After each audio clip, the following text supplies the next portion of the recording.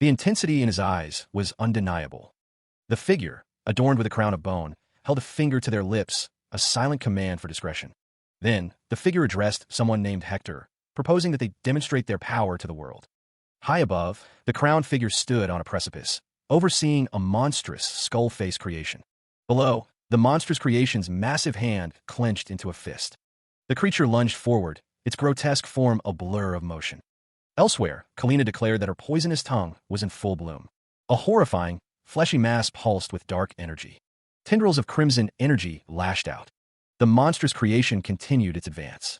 The chronicler noted that these were magicians who used corpses to create their own knights to fight. These magicians were known as necromancers. The chronicler continued, stating that the brutal yet beautiful display they put on is known as the greatest sport of this era. The arena buzzed with anticipation, the crowd roaring as the spectacle was about to begin.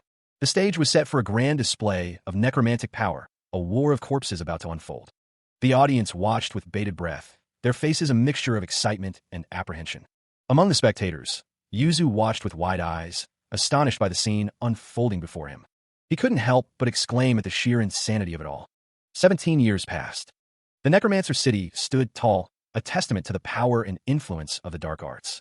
In a dimly lit chamber, Yuzu, now older, began a dark ritual, invoking the name of Nos. He prepared a corpse, ready to imbue it with dark energy. With a surge of power, Yuzu channeled his energy into a glowing red orb. He focused his will, uttering the words, "O dive, OM."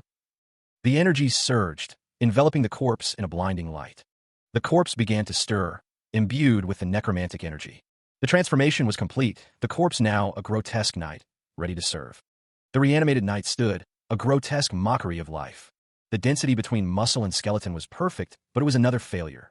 He cursed under his breath, "Damn, another failure." The central nervous system reconstruction was good this time, too. Yuzu remained silent, contemplating his work. He decided it was time to go back to square one. Elsewhere, a masked figure worked diligently, pausing to catch their breath. Suddenly, a voice called out, "Yuzu, you missed a spot here. Come and redo it." The voice continued, "Your okay is far too casual." Displayed on the wall were posters advertising the Necromancer program, boasting of record-breaking prize money and the increasing number of applicants. A group of children snickered. A lecture boomed, louder. "The basics of being a necromancer lies in your fingertips. Focus more and shout louder." The students listened intently. The children continued to snicker as Yuzu cleaned. Amidst the bustling activity, Yuzu was urged to hurry with his delivery. Suddenly, his name was shouted. The source of the shout was not immediately clear. Elsewhere, Yuzu continued his work carrying barrels. He recalled that a harpy's talons were not simply made of keratin, but a structure composed of actual metallic proteins. That's why he thought you need to connect the nerves by linking them with the muscles, first connecting. Yuzu's eyes glowed with a blue tint as he focused on the task at hand. Suddenly, he was struck. A hulking figure demanded if Yuzu had been told nicely to get out of the city. Nearby, a woman with short, light brown hair watched with a stern expression. She called him a trash bastard. The woman asked if that was him, that trash, and another figure confirmed it. It was said that he was born in a garbage dump. The scene showed a desolate landscape filled with refuse. It was revealed that Yuzu was raised on garbage. The words hung in the air, a harsh judgment on his very existence. A disgusting piece of garbage. Yuzu's expression hardened as he clenched his fist, the insult stinging. Nearby, Kalina scoffed, wondering how anyone could live off garbage. The skull-masked official added that Yuzu's father was the same kind of trash, implying he must have taken after him. Kalina continued, stating that he was a real piece of work, not even human, just pure garbage. The words seemed to physically weigh on Yuzu, his head bowed in shame. Kalina expressed her disgust at even looking at him, wishing he would disappear and questioning why that piece of garbage was still in the city. Yuzu's eyes narrowed, his face contorted in anger as he thought to himself that he was not trash. The word echoed in his mind, trash. He wondered what kind of person he was becoming, resolving that he himself would decide. Kalina's eyes burned with intensity as she stared at Yuzu. She had thought that if he became a necromancer, everyone would finally accept him. Yuzu's anger flared, his expression fierce. Eleonora stood beside Kalina, her expression unreadable. Kalina questioned if Yuzu even had a knight, adding that he talked big for someone who hadn't been able to move one in 10 years. An unseen figure, their hand adorned with stitches, grips Yuzu, demanding he stop stinking up the place with his fucking garbage smell. The unseen figure continues, ordering Yuzu to get out of the city, threatening him for their next encounter. Meanwhile, Kalina vows to turn Yuzu into actual waste. Yuzu's eyes widen, his expression a mix of shock and anger. Regardless of one's origins or upbringing, the only person who can decide what kind of person you become is yourself. Those were the words of the necromancer, Raphael. Raphael was the first person to say those words. He came from a poor slum, an orphan with nothing, and entered the war of corpses alone. Raphael achieved an unprecedented record of 6 wins. He stood before a massive crowd. Raphael became the most famous ultimate human in the entire world. Yuzu wanted to be like him. He yearned to be acknowledged by everyone, receiving applause from the whole world. The grotesque opponent questioned if Yuzu really thought he could do it. The opponent called Yuzu a piece of trash. The dim interior of a building was lit by a single window, casting long shadows across the room. Outside, the building was revealed to be a shop, its facade adorned with strange symbols and the words Necromancer Material Shop. Inside the shop, Yuzu walked past shelves filled with various items. He paused, thinking to himself that the selection was terrible and nothing was usable. Yuzu's eyes narrowed as he scanned the shelves. He looked up, a surprised expression on his face. The source of his surprise was a figure in the back of the shop. The figure was a pale woman, seated and wrapped in bandages. Yuzu wondered what that was. Nearby, another figure dismissed it as scraps for disposal, including the human-shaped material. The woman explained that the bandaged figure was special, having been put on the market a year ago and sold 13 times so far. She added that no one could ever get it to move. The bandaged figure was returned every time. The figure nearby confirmed that it didn't move at all, whatsoever. The woman stated that these defective ones appear every few years, before asking Yuzu if he was interested. The shopkeeper explained that since they were going to discard it anyway, they were offering it at a very low price, with the stipulation that it could not be returned. Yuzu remained silent, contemplating the offer. His gaze drifted back to the bandaged figure, focusing on its hand. He thought to himself that the hand looked strange. The shopkeeper continued, stating that he couldn't reveal the specifics due to regulations, but he had heard that she was a renowned mercenary during her life. The shopkeeper added that a knight was merely a tool, devoid of thought or ego, so who she was didn't really matter.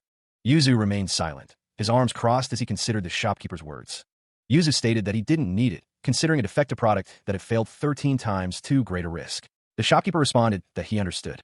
The shopkeeper stated that he understood. Yuzu thought to himself that trash was just trash, after all. He walked away from the shop. The wheels of a cart turned. Yuzu reflected that he had bought it, using every last bit of his remaining money.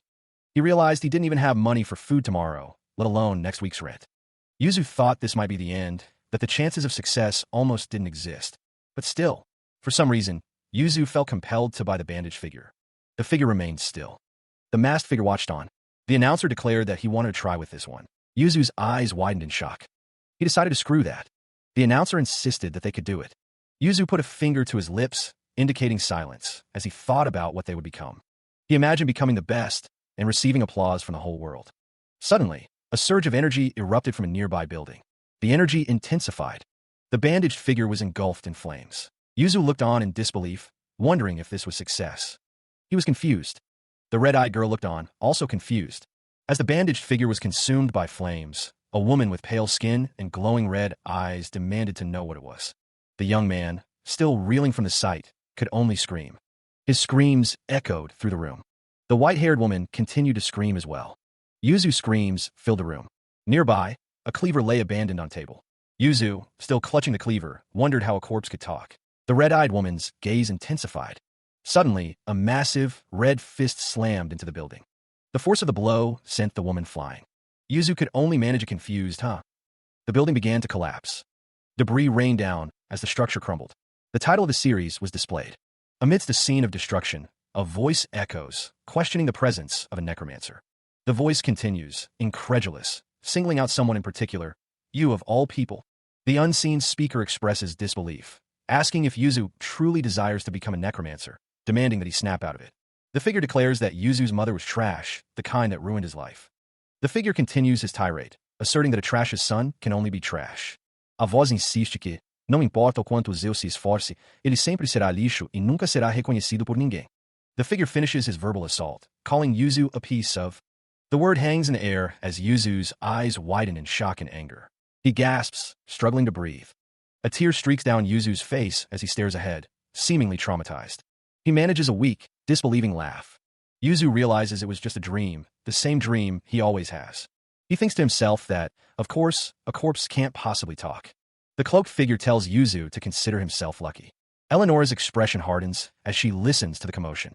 The young man struggles against his restraints, realizing his right leg is unresponsive and his punch missed its mark. Meanwhile, The skeletal masked figure demands silence, unable to tolerate the noise. The young man crashes to the floor, still bound. He curses his predicament, frustrated that his arms are tied. Yuzu demands to know what is happening. Eleonora retorts that she should be the one asking questions, demanding an explanation for what was done to her body. Her red eyes narrow, a threat implied. Yuzu hits the ground. Dust and debris fly as he lands. The scene shifts to show Yuzu lying on the ground, seemingly defeated. Yuzu wonders if she is a necromancer. The room is filled with jars and alchemical equipment. Eleonora reveals that Yuzu was not just some crazy perverted psycho. Eleonora dismisses Yuzu's question, wondering what gave him such an idea. She observes that the place is indeed somewhat. She then reveals that she really did die back then. Meanwhile, Yuzu is being told to not meet again and to take care as the speaker prepares to leave him. The speaker points out that Yuzu can't move his left arm and right leg, which weren't originally part of his body. Yuzu notices those. He seems to be in disbelief. Eleonora states that she is a necromancer. Yuzu asks her so. Eleonora responds that no matter how strong Yuzu is in his current state, he will need her help. Eleonora's mouth twitches. A hand reaches for a meat cleaver. Yuzu's eyes widen in shock. He wonders what is happening. Eleonora is seen wielding the cleaver. She slices at Yuzu, who screams in terror. With a declaration, the knight introduced herself as Eleonora. Eleonora continued, stating that she was the strongest and the greatest warrior in the world. She declared herself the greatest warrior in the world. Eleonora stated that whether she had limbs or not, she didn't need Yuzu's help or anyone else's. She took a step forward.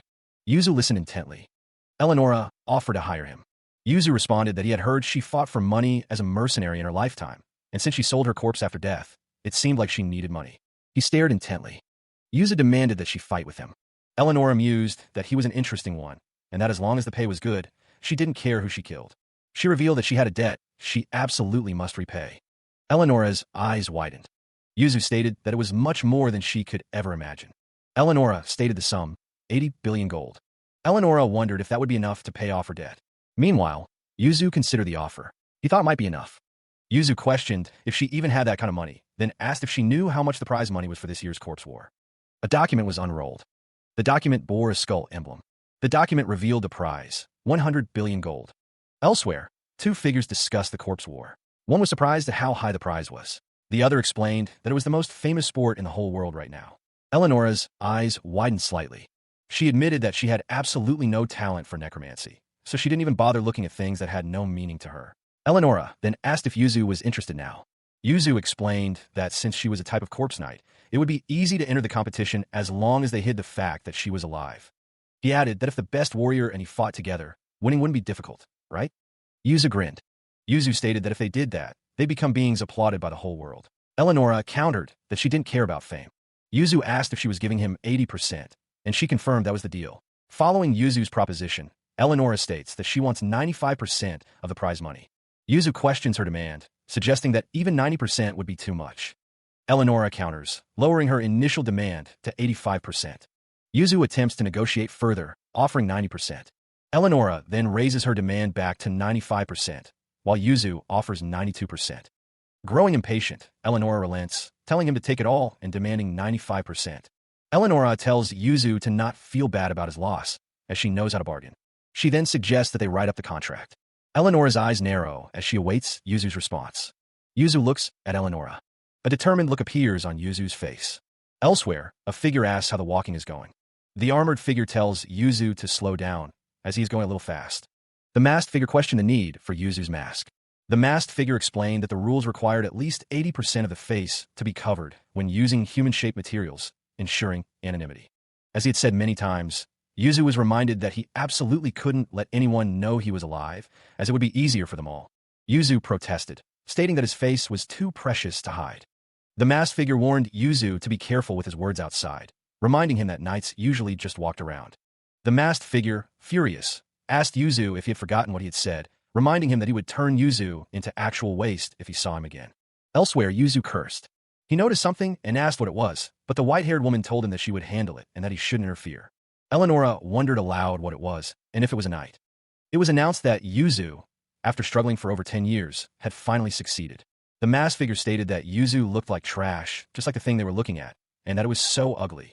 Eleonora, seeing that thing, thought it would be more fun to watch Yuzu get crushed in the competition, so she would let him go. The masked figure retorted that Eleonora was one to talk, as she looked like a skin tag. Eleonora looked furious. She questioned what the masked figure had said.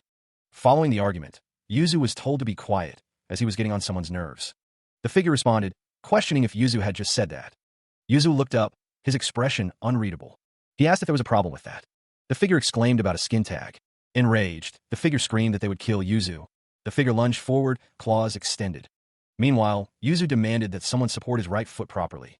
The figure's attack intensified, a blur of red energy. The figure's foot slammed down. The figure's fist collided with its target. The impact reverberated. The narrator stated that her name was Kalina, and that she was a person with. She achieved moderate results with moderate effort. She looked down on others, calling them losers. Kalina believed she could accomplish so much with just a little effort. She taunted her opponents, asking if they couldn't even try. Kalina used her own achievements to look down on the efforts of others and boost her own self-esteem. That was the greatest joy of her life. In that sense, a man who, despite being a piece of trash, tried his hardest. But he was always beneath her, the best prey and plaything. Kalina's expression shifted to one of shock. A powerful blow landed. The attack obliterated everything in its path. The aftermath of the attack left a scene of devastation. Kalina was stunned, unable to comprehend how she was defeated in one hit, with not even a trace left. She thought to herself that this couldn't be. Nearby, Yuzu overheard the masked figure speaking to someone, but he couldn't quite make out what they were saying. Suddenly, the young necromancer was confronted by another participant. He asked Yuzu if he had a problem. Kalina, her face contorted in anger, stared intensely at Yuzu. The armored figure stood silently, observing the unfolding tension. Kalina's anger continued to build. The skull emblem on Kalina's cloak seemed to mock Yuzu. Yuzu's expression shifted, a hint of a smile playing on his lips as he stared back at Kalina. Elsewhere, someone observed the scene, thinking to themselves that it was lucky, but dangerous. The white-haired woman questioned Yuzu about the risk of revealing his identity, but he brushed off her concerns. Kalina, her red eyes glowing, demanded to know if Yuzu was ordering her around. Yuzu's gaze intensified, his blue eyes piercing. Yuzu clarified that it wasn't an order, but a request, reminding the woman that he might be the best in a fight. He reminded her that he was an expert when it came to the War of Corpses, and that she had said she had a debt to repay. The white-haired woman questioned if they shouldn't avoid unnecessary risks, given the circumstances. Yuzu simply told her to do as he asked, and she reluctantly agreed. Following Yuzu's assertion, Eleonora asks what's next. She is told that it's time to register as a player. The official explains that Yuzu will be tested on a few basic things, asking if he can do it. The officials await Yuzu's response. Meanwhile, the white-haired woman is being tested. She stands ready as Yuzu watches. Eleonora moves with practiced ease. Back at the table, one of the officials asks if Yuzu can at least run. Yuzu's expression is unreadable. Eleonora continues her test, moving swiftly. She leaps into the air, demonstrating her agility. The officials continue to observe. One of the officials comments that it's a bit sloppy, but it seems like she can do the basics, noting that they need players to fill out the bottom ranks too. A pass stamp is placed on Yuzu's registration form. The skull emblem shatters. Yuzu's eyes widen. He sees a reflection of himself in a suit of armor. Yuzu seemed excited, and Eleonora confirmed it was because it took her 17 years to wear her knight's attire. However, she added that she could cry from the frustration. Eleonora then asked when Yuzu was going to get her stride riches. Yuzu retorted that if she kept moving so clumsily, he would cut her leg off and fight on one leg or something. He then admitted that she might be able to pull that off. Eleonora declared that knights are monsters that far surpass humans. Yuzu responded that she would never win with one leg. Eleonora demanded that he get it right. Yuzu said that she was always off, but Eleonora countered that it was not her body, so how could she be perfectly in sync? He asked if she was even trying to move in sync with him. Eleonora insisted that he should be matching her. Suddenly, an announcement declared that the opening ceremony would begin shortly and that all players should enter the arena. Yuzu told Eleonora that they would talk about this later and asked her to put this on for now, explaining that she had to cover her knight for security reasons when entering. Yuzu seemed annoyed. The sound of footsteps echoed. Players in white cloaks began to move. A grotesque figure, its face a mass of stitched flesh and bulging, red-rimmed eyes, stood among the cloaked participants. Nearby, another figure with a skeletal mask and glowing red eyes observed the proceedings. The skeletal masked figure stood among the crowd. Ahead, a hooded figure led the way, passing a stone marker etched with the number 805L. The skeletal masked figure continued to observe the hooded figures. One of the hooded figures remarked that there was a weird guy behind them, noting that something was coming out of his mouth. The skeletal masked figure was expelling some kind of substance from its mouth. One of the hooded figures told the other not to make a fuss and to look ahead, warning that they would be screwed if they caused a scene. A voice declared that names are eternal. It was said that although the human body is frail, names are remembered forever.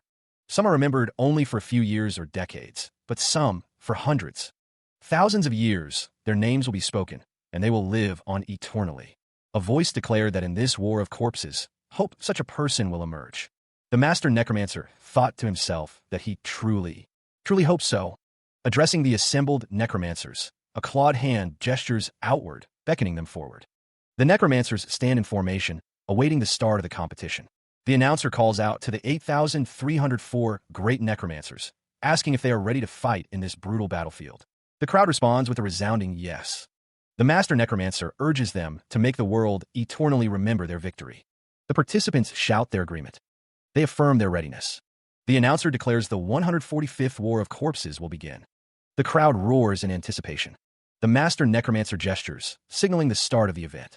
He explains that he will now explain the important first preliminary round, designed to expose new players to the audience and eliminate about 20% of the players. The method, he reveals, is random matching. The rule is that the first to 2 wins passes.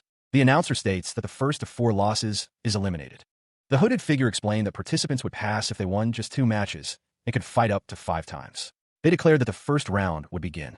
In the stands, 2 figures watched the proceedings. One wore a skull-like mask, while the other had glasses. The announcement echoed, declaring the players standing on the black line, and the hooded participant from the first panel, looked up, startled. The figure continued, stating they would have a cute young thing as their first opponent. A voice declared that they would show the ultimate beauty. The grotesque opponent clapped their hands together, a sinister grin on their face. The hooded figure narrowed his eyes, a storm brewing within. A close-up revealed the intensity of his gaze. Nearby, the grotesque opponent recognized something familiar. The creature demanded to know if he was also considered ugly and disgusting. The hooded figure declared that all of them were the same. He continued, boasting that they would acknowledge the ultimate beauty he had created. One of the hooded figures dismissed the boast, stating that they were looking at the knight, whom they considered quite well-made. The grotesque opponent analyzed the knight, noting the large head and the well-supported muscles and skeleton around the neck, as well as the thickened muscle fibers around the mouth. The hooded figure declared that he would still be the one to win. He proposed that they have a good match. The grotesque opponent looked on, seemingly eager. The hooded figure extended his hand. The handshake was made. The grotesque opponent marveled that it was the first time someone had agreed to a match with them. The creature was surprised that the hooded figure didn't seem to care about their face at all, or the kid. The grotesque opponent declared that they would show him. The hooded figure stated that he would show them the ultimate beauty he had created. He found it pretty cute. The preliminary round of the War of Corpses would go through 3 preliminary rounds, through which a total of 1,000 players would be selected to advance to the main round. It was explained that the rules for the preliminaries change every time, so it's hard to prepare, but first to 2 wins, first to 4 losses, is a pretty easy format. The hooded figure held up a small object, adding this to the proceedings. It was a communication magic device. The hooded figure explained that he modified the appearance a bit, but if you wear this on your ear, you can communicate within 300 meters.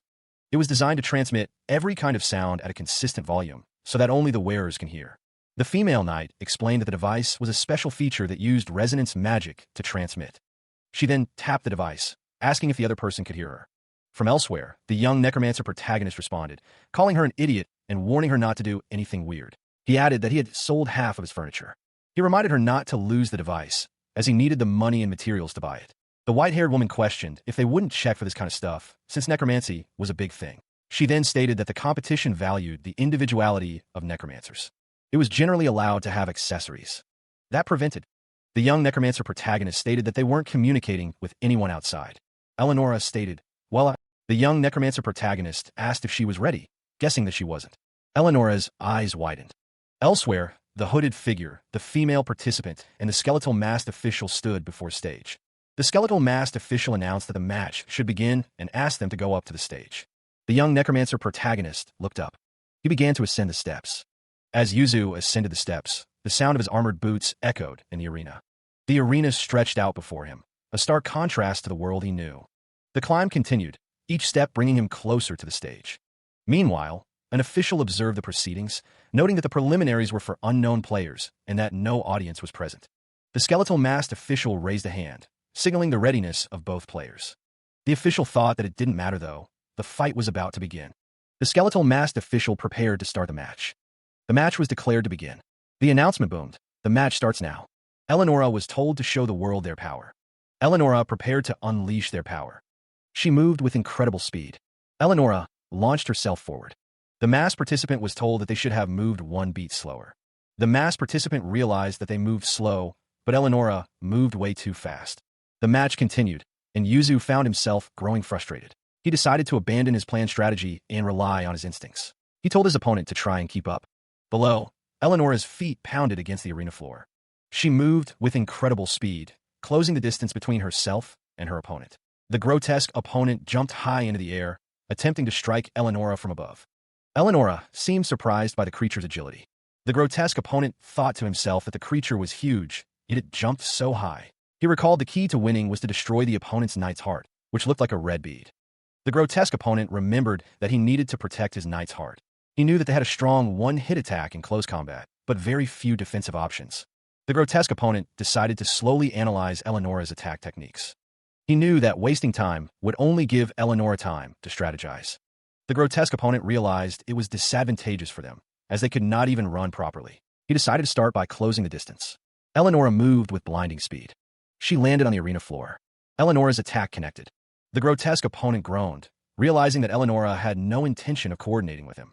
Yuzu observes Eleonora's movements, noting that she continues to press forward despite her injuries. He believes her predictability makes her an easy target.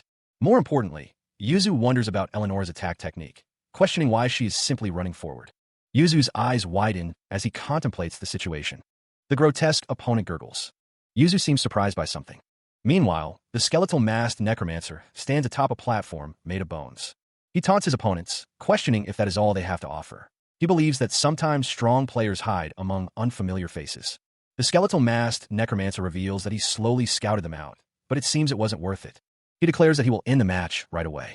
The skeletal masked necromancer urges them to be amazed before the grotesque opponent. Something shifts and contorts. A face is revealed. The skeletal masked necromancer notes that it is a face and recalls that he thought 80% of the face had to be covered. He realizes that it is not a normal human face. The skeletal masked necromancer proclaims that this face is the culmination of beauty that he has created over his entire life, researching the most ideal and perfect proportions. He declares it is ultimate beauty. The skeletal masked necromancer declared that the face was unlike any other in the world, so there was no need to hide it, and he urged everyone to witness it. Suddenly, the face exploded. The grotesque opponent's face was revealed. Someone shouted a dodge, warning that it was an explosion. The explosion radiated outward. The grotesque opponent's face contorted. The explosion intensified. The force of the explosion ripped through the arena. The explosion continued to expand. Debris and energy scattered in all directions. A strange, green energy explodes outward. The force of the blast sends debris flying. The skeletal masked figure stands firm, bracing against the impact. The figure is asked if they are okay and if they blocked the attack. The skeletal masked figure confirms that they blocked it, but sacrificed one arm in the process, warning to be careful, as getting hit again would be critical. The figure explains that a body part separated from a knight's body can't be controlled and can only stay alive for a very short time. Elsewhere, Yuzu observes that the trajectory of the bomb will always be a straight line. It seems the explosive was made by mixing the enzyme decomposition of poisonous amphibians, a type that only explodes at a large, sudden impact, which means the explosive hurtles towards the skeletal masked figure. The figure braces for impact. The explosive detonates. The skeletal masked figure states that all they have to do is dodge it. The figure finds the situation interesting, noting it has been a while since they have felt this. The skeletal masked figure declares that they will now properly fight. The skeletal masked figure stood ready, a strange, green object falling before them. The object exploded in a burst of green energy. The figure was sent sliding back by the force of the blast. From behind their mask, the figure's red eyes glowed intensely. The explosion continued to erupt, sending debris flying. Nearby, the human-faced necromancer chuckled, taunting, with a knight that can't even walk properly, how long are you planning to keep running away? The necromancer continued to mock them, declaring that they would fall. Suddenly, more of the strange, green objects were launched towards the skeletal masked figure.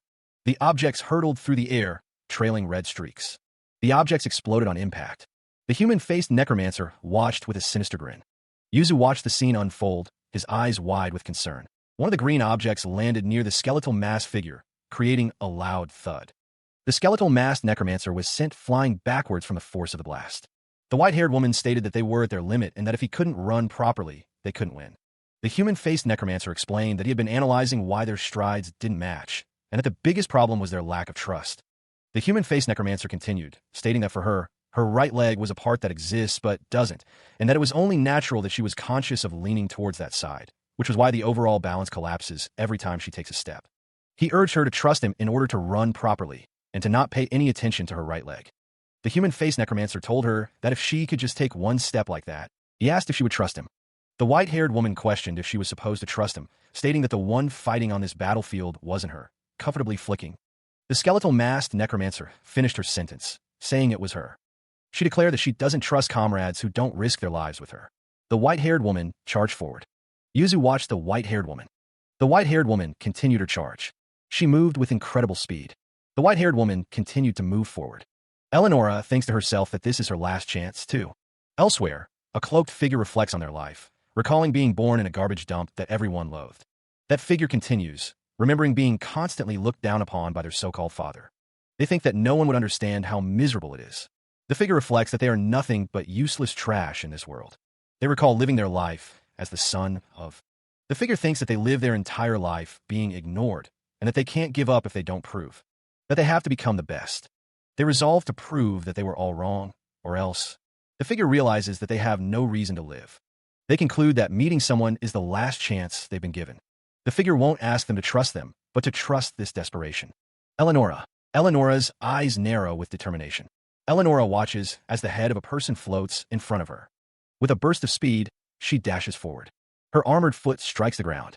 The impact echoes with a resounding thud. She continues her relentless advance. Meanwhile, another figure sprints in the opposite direction. The figure is surprised by something. The human-faced necromancer shouts at the armored figure, questioning why they ran and if they trusted him. The armored figure tells him not to get the wrong idea, stating that they don't care about his past, whether it's real or not. The human-faced necromancer asks what the armored figure means, reminding them that they saved him twice earlier. The armored figure admits that they are just betting on the fact that he'll save them again. Yuzu watches the two from afar. The human-faced necromancer states that the reason doesn't matter, and even if they can run like this, it'll be much easier to dodge. He notes that there are less than half of the bombs left, and without bombs, that thing is just a big toad. Eleonora continues to run. Eleonora continued her desperate sprint. The arena floor blurred beneath her feet as she sought to escape the necromancer's deadly game. Meanwhile, the human-faced necromancer, sweat beading on his brow, announced that only 6 bombs remained. Explosions continued to erupt around the arena. Elsewhere, a figure watched the chaos unfold, counting down the bombs. A grotesque, head-shaped bomb hurtled through the air. The human-faced necromancer declared that all the bombs were gone. A monstrous figure, with a skull-like mask, approached rapidly. Eleonora, seeing the approaching figure, braced herself. The monstrous figure advanced, a grotesque bomb floating behind it. The figure's massive foot crashed down. The figure declared that this time would be different. A close-up revealed the figure's glowing red eye. The grotesque bomb, covered in faces, hurtled towards Eleonora. The human-faced necromancer revealed that he had hidden 10 spare bombs inside his body, underestimating him. He declared that now was the time. The grotesque figures, with their bulbous growths and vacant stares, seemed to multiply, their presence a suffocating wave. Eleonora was warned not to attack from above, but from below. Soudainement, une massive explosion érupted. The eyeball necromancer questioned what caused the enormous explosion, realizing it wasn't their attack. The shockwave and debris from the explosion broke the ground.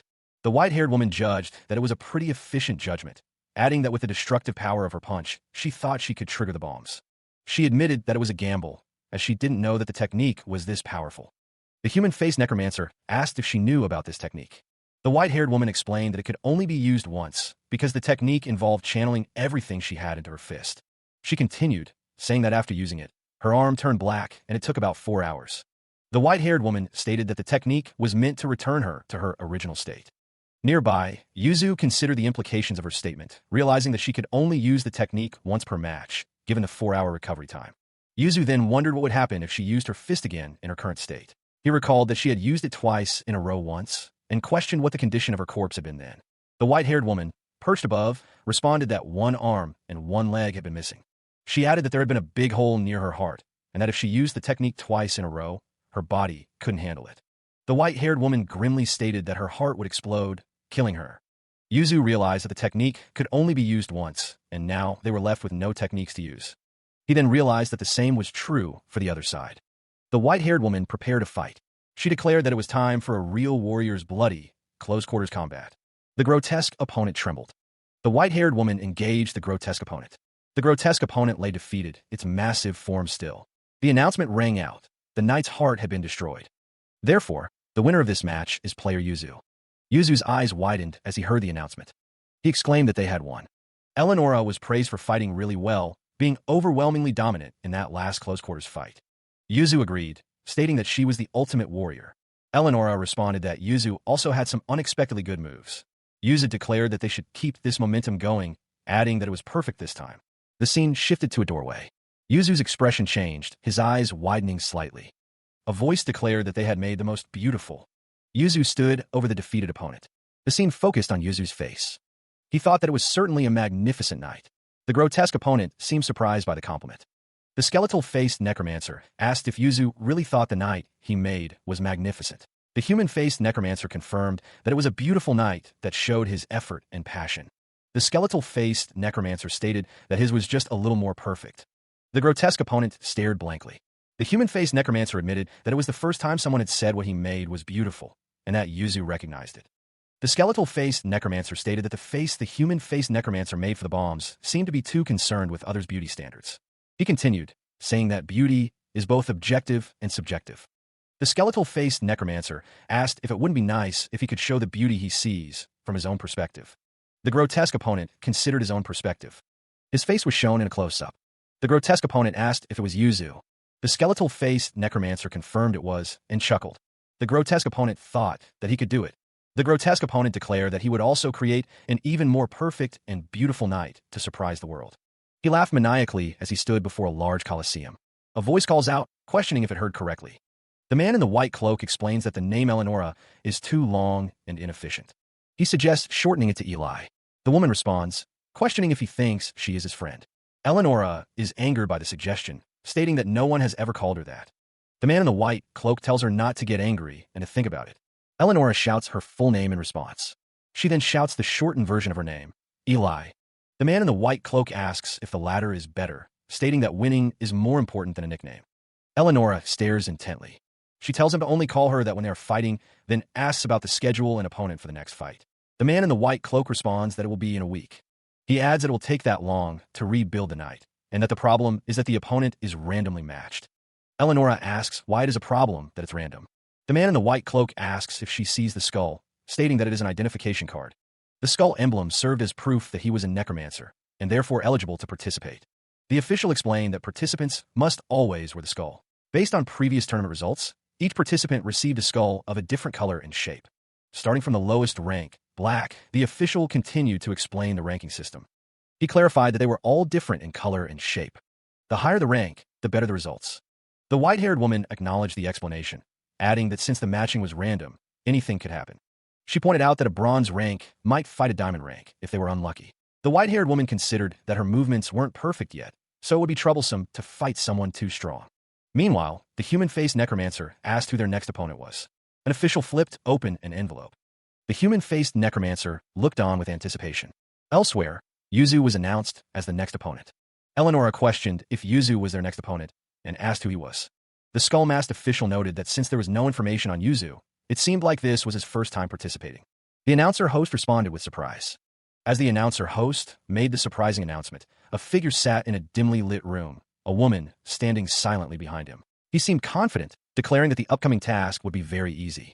The screen displays the results of the match, showing Kalina's avatar. Meanwhile, Raoul bows his head. The arena is packed with spectators. It's announced that Raoul has lost. The commentators express their disbelief at the outcome of the fierce battle. Raoul grits his teeth, hearing that this was only his second consecutive championship. The crowd cheers for Raoul, sharing this glorious and honorable moment.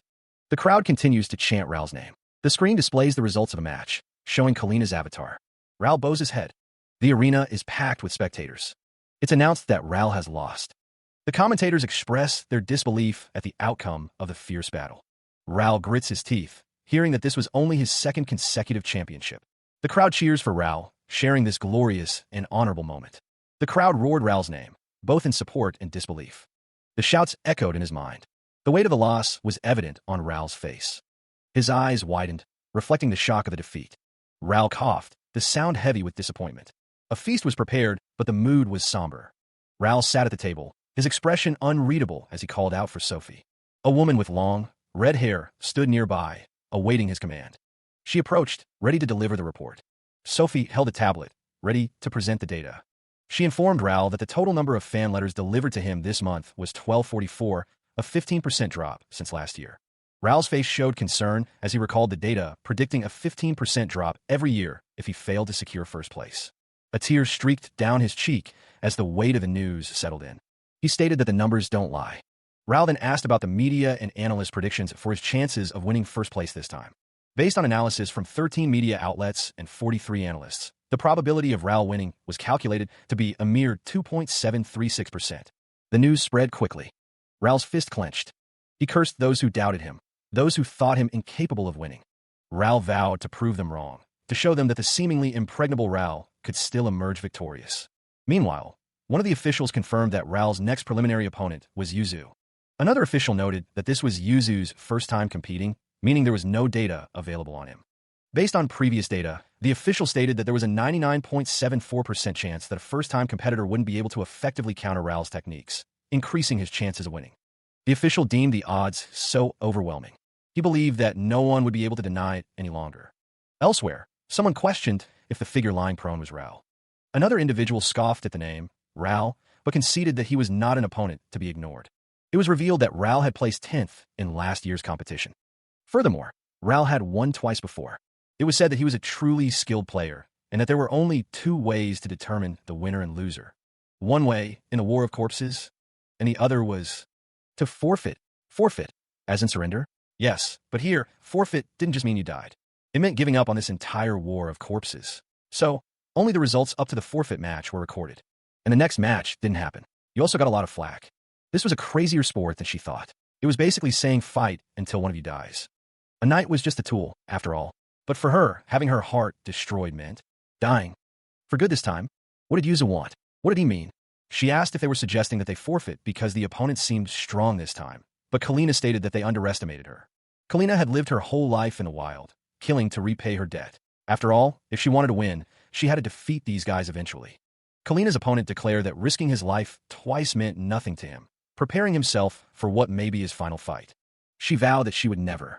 Meanwhile, Yuzu stared intently. He was hoping Yuzu would say that, as this was his last chance too. The man prepared for a fight that might be the last for both of them. The arena stood ready. Elsewhere, the staff prepared for the second match of the first preliminary round. The noise of their preparations was dismissed by one of the workers, who noted that it was just the preliminaries. One of the workers mentioned that Raoul was competing this time. His colleague remembered Raoul's fights being quite entertaining, adding that former champions were just built different. The other worker dismissed this, saying that was in the past. The first worker countered that Raoul's skills had declined, and he barely made it to 10th place last time. The other worker guessed that Raoul would just be remembered as a one-time thing, adding that they say once a necromancer starts declining, they keep declining. The cloaked figure walked through the arena. The figure was questioned as to why they said that. The figure approached the arena. The arena stood silent, awaiting the next clash of titans. Elsewhere, a figure steeled himself, repeating his mantra. He clenched his fist, determination etched on his face as he affirmed, "I can do it." With purpose, he took a step forward. Back in the arena, the crowd roared with anticipation. The crowd's excitement was palpable, with one observer noting the impressive turnout even for preliminary matches, recalling that the fighter had once been a champion. The fighter's resolve hardened as he thought, "The true measure of strength is not how you attack." The crowd watched with bated breath. He declared, "It's how you defend." He proclaimed, "The guardian." He affirmed, "I am." The crowd echoed, "The shield." "I am." He shouted, "The wall." He began, "Remember, my name is Dash." He silenced himself, placing a finger to his lips. The fighter stood tall, a figure of resolve against the encroaching darkness. Beyond him loomed a colossal structure, a wall of immense proportions. From a distance, the wall was known as Raoul, the impregnable wall. It was said to be a combination of numerous materials and living creatures. It was more than just a barrier. It was a living wall and shield. The word was that the outer wall hadn't been breached by any physical, chemical, or magical attack so far. In fact, it was believed that if one attacked it carelessly, only the attacker's weapon would be damaged, putting them at a disadvantage. No matter how strong a punch, it was said that one wouldn't be able to break through it. The situation was dire. They only had one chance. The plan was to somehow attack the main body behind the wall. Eleonora considered that it should be easy. If it was that big, then it must be slow. But the scary thing about that wall was, a figure screamed in apparent agony. Its eyes widened in shock and pain. The wall's overwhelming size itself was the danger. Its overwhelming size itself. The battle rages on, the stakes higher than ever. A sudden strike cuts through the air. The warning comes too late. Yuzu shouts that it's dangerous. A monstrous clawed appendage slams into the arena floor. The force of the impact sends debris flying. The white-haired woman grunts as she is struck. Eleonora asks if she is okay. The white-haired woman thinks to herself that the arm is pretty useful, though she is still having trouble with things like landing. She recalls being told that the arm is necessary, but because it's made out of cheap materials, the performance is a bit lacking. The bio-grappling hook can close a distance of about 5 meters. The white-haired woman realizes that since the arena has now flipped over, it's their chance to end this. Eleonora shouts that she knows. The grappling hook is deployed. The white-haired woman launches herself forward. She aims for her target. The white-haired woman prepares to strike. The white-haired woman, encased in her monstrous armor, declared this to be the end, wondering how long it would take to flip over with all that bulk. From within the armor, only a menacing red eye was visible. The white-haired woman continued her advance. The armored figure warned against attacking, stating that no one had ever broken through that wall. The white-haired woman cursed under her breath. The sound of impact echoed. Yuzu watched the events unfold. The cloaked skull emblem figure wondered what was happening and how it was possible. The white-haired woman's armored form continued to move. The armored figure moved with surprising agility. The armored figure's opponent questioned how it could move like that. The title War of Corpses appeared. The narrator explained that moving a knight is like delicately sensing and coordinating every single capillary of another person. It was further explained that when the gastrocnemius muscle tenses, the Achilles tendon is pulled, and the heel is lifted. The narrator continued, stating that if the erector spiny muscles are not correctly controlled, balance of the upper body will be lost, and that this kind of operation becomes more difficult the more varied the moving parts are. The narrator explains that the larger the size of a knight, the more risk is involved in moving it. However, it wasn't just the mass that was the issue. The knight could also break itself into pieces and move them individually. Elsewhere, a man with dark hair and piercing eyes observes that it's the first time he's seen Ral move like this. He realizes that Ral has definitely come prepared. The knight emanates overwhelming power. The dark-skinned man declares that he'll show them. He prepares a crushing zone. From the perspective of the white-haired woman, the walls begin to close in. Someone realizes that the knight is planning to trap them by making a box with the walls. The knight warns that once they're trapped, it's over, and he'll throw them, so they should jump. The knight's hand moves to crush them. A loud clang echoes as the walls close. The white-haired woman asks where she is being thrown, noting that it's hard to aim because she can't see well. The knight urges her to do it again quickly, as the walls are closing. The dark-haired man exclaims in frustration. The walls continued to close in, the opening shrinking with each passing moment. With a resounding thud, another section slammed shut. The sound echoed as the walls continued their relentless advance. Meanwhile, the white-haired woman launched herself forward, her movements a blur of speed. She twisted in midair, narrowly avoiding the closing walls. The white-haired woman landed gracefully, her mind racing. She realized that if they targeted the opening, the walls continued to press inward. The white-haired woman realized the danger. Across the arena, the glasses man watched with a calculating gaze. He thought that Eleonora was completely dominating the space. His eyes narrowed as he considered the situation. The skull-masked official thought that there must be an opening, so they should keep trying. Of course, Eleonora's armored foot slammed against the ground. She continued her relentless assault. Eleonora moved with precision, her spear aimed directly at her targets. She continued her assault, determined to crush her opponents. Eleonora continued her relentless pursuit, determined to corner her prey.